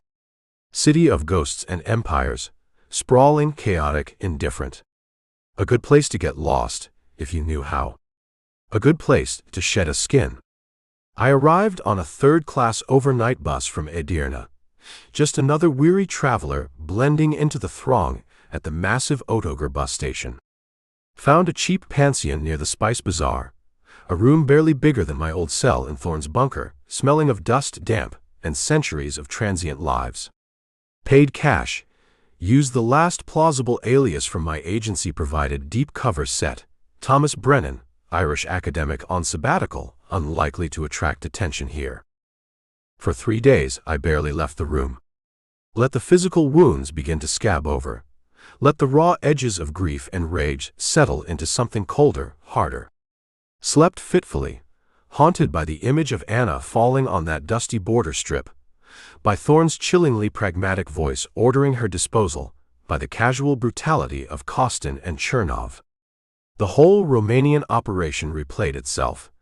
The initial brief, the energy angle pivot, the lies, the manipulation, Anna's courage, her senseless sacrifice. All for Black Sea gas fields and corporate profits, greased by agency complicity under the guise of strategic interest. It left a taste like bile in my mouth. On the fourth day, I knew I had to close the file. Officially. Leaving Mako, active but silent on the agency grid, would trigger alarms, eventually leading to a dedicated hunt I couldn't afford. I needed to give Thorne and Langley something to file away, something that closed the loop without revealing the full depth of the betrayal, or my own rogue actions beyond asset compromise. Found an internet cafe tucked away in a Beolu backstreet, the kind with slow connections, flickering monitors, and owners who studiously ignored what their customers typed.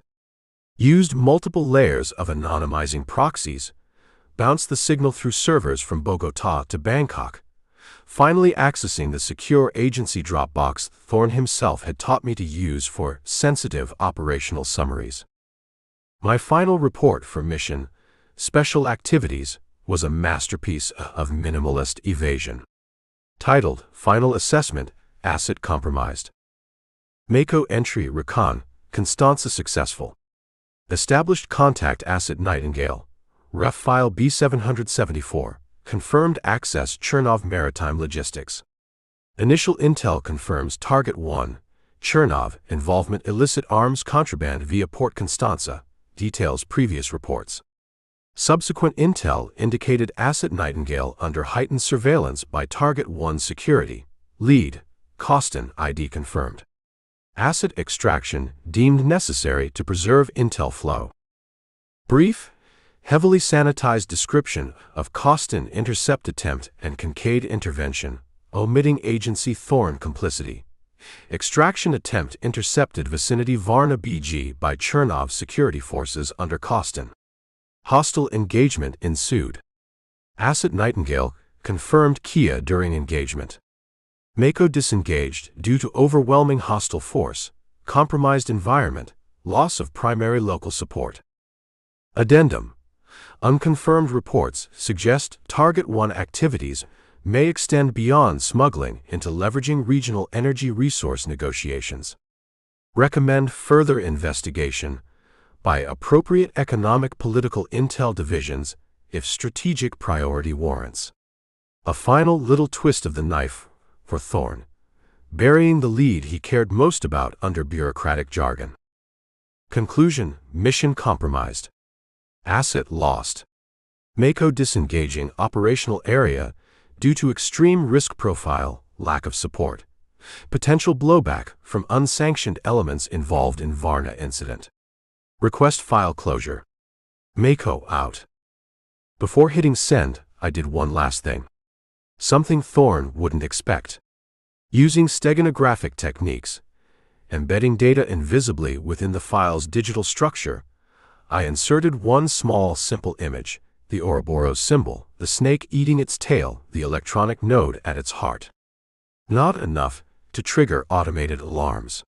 Not enough to mean anything to 99% of analysts who might see the file.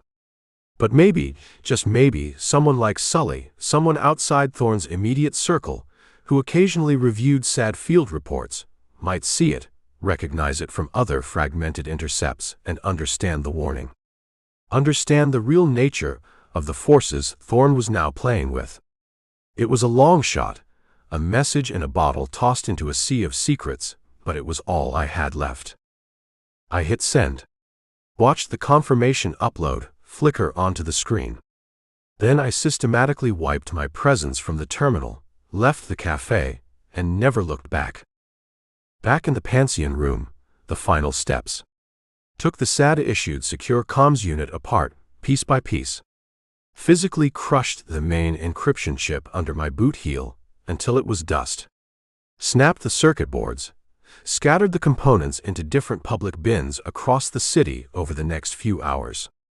The agency emergency fund, accessed via Sully's untraceable crypto transfer, was cleaned out, the digital wallet erased. My Thomas Brennan deep cover passport and supporting documents, driver's license, credit cards, went onto a small pile with the remnants of Ben Carter and Peter Hoffman. I lit a match. Watched them curl, blacken, turn to ash in the cheap metal waste bin. Mako was dead. Carter, Hoffman, Brennan, ghosts. All that remained was Jack Kincaid. Stripped bare. Carrying nothing but cash, a procured clean but decidedly unofficial passport under a name I hadn't used in years, the clothes on my back, a knife, a cheap handgun bought in the bazaar's underworld, and the weight of Anna Ivanescu's sacrifice. I stood by the window, looking out at the chaotic, vibrant sprawl of Istanbul. The Golden Horn glittered in the distance. Calls to prayer echoed from unseen minarets. Ancient history and modern hustle collided on every street corner. A city built on layers, on secrets, on survival. A good place to disappear. Thorne thought he'd won. Thought he'd manipulated his protege one last time, secured his energy deal, erased his tracks. Let him think it. Let the agency file Mako away, as compromised, maybe unstable, eventually presumed dead. Let Chernov rule his Black Sea port. Let Bishop and U.S. Energy Solutions count their gas profits. Let Ouroboros continue weaving their shadowy web. I was done with their game. Done with the lies, the betrayals, the justifications, the bigger picture that always seemed to involve sacrificing the little people. The cynicism that had been growing for years had finally hardened into something absolute. Trust no one. Rely on nothing but your own instincts, your own skills. Survive. Where next? South, maybe. Towards warmer waters. Find a boat. Find the sea. Find some small measure of quiet where the ghosts couldn't reach so easily. Maybe Florida, eventually. Somewhere to just stop. I picked up my single, nondescript bag, walked out of the room, didn't look back. Blended into the teeming Istanbul crowds, heading down towards the Eminönü ferry docks, towards the water, towards whatever lay beyond the horizon. Walking away. Finally, irrevocably, walking away from the Special Activities Division and the man who taught me everything, including the bitter price of loyalty in a world that had none. The search for peace, however futile, had begun. Thank you for grabbing Special Activities. Check out the next action-packed installment. Deep Dive. Deception Tide. Miami Mirage.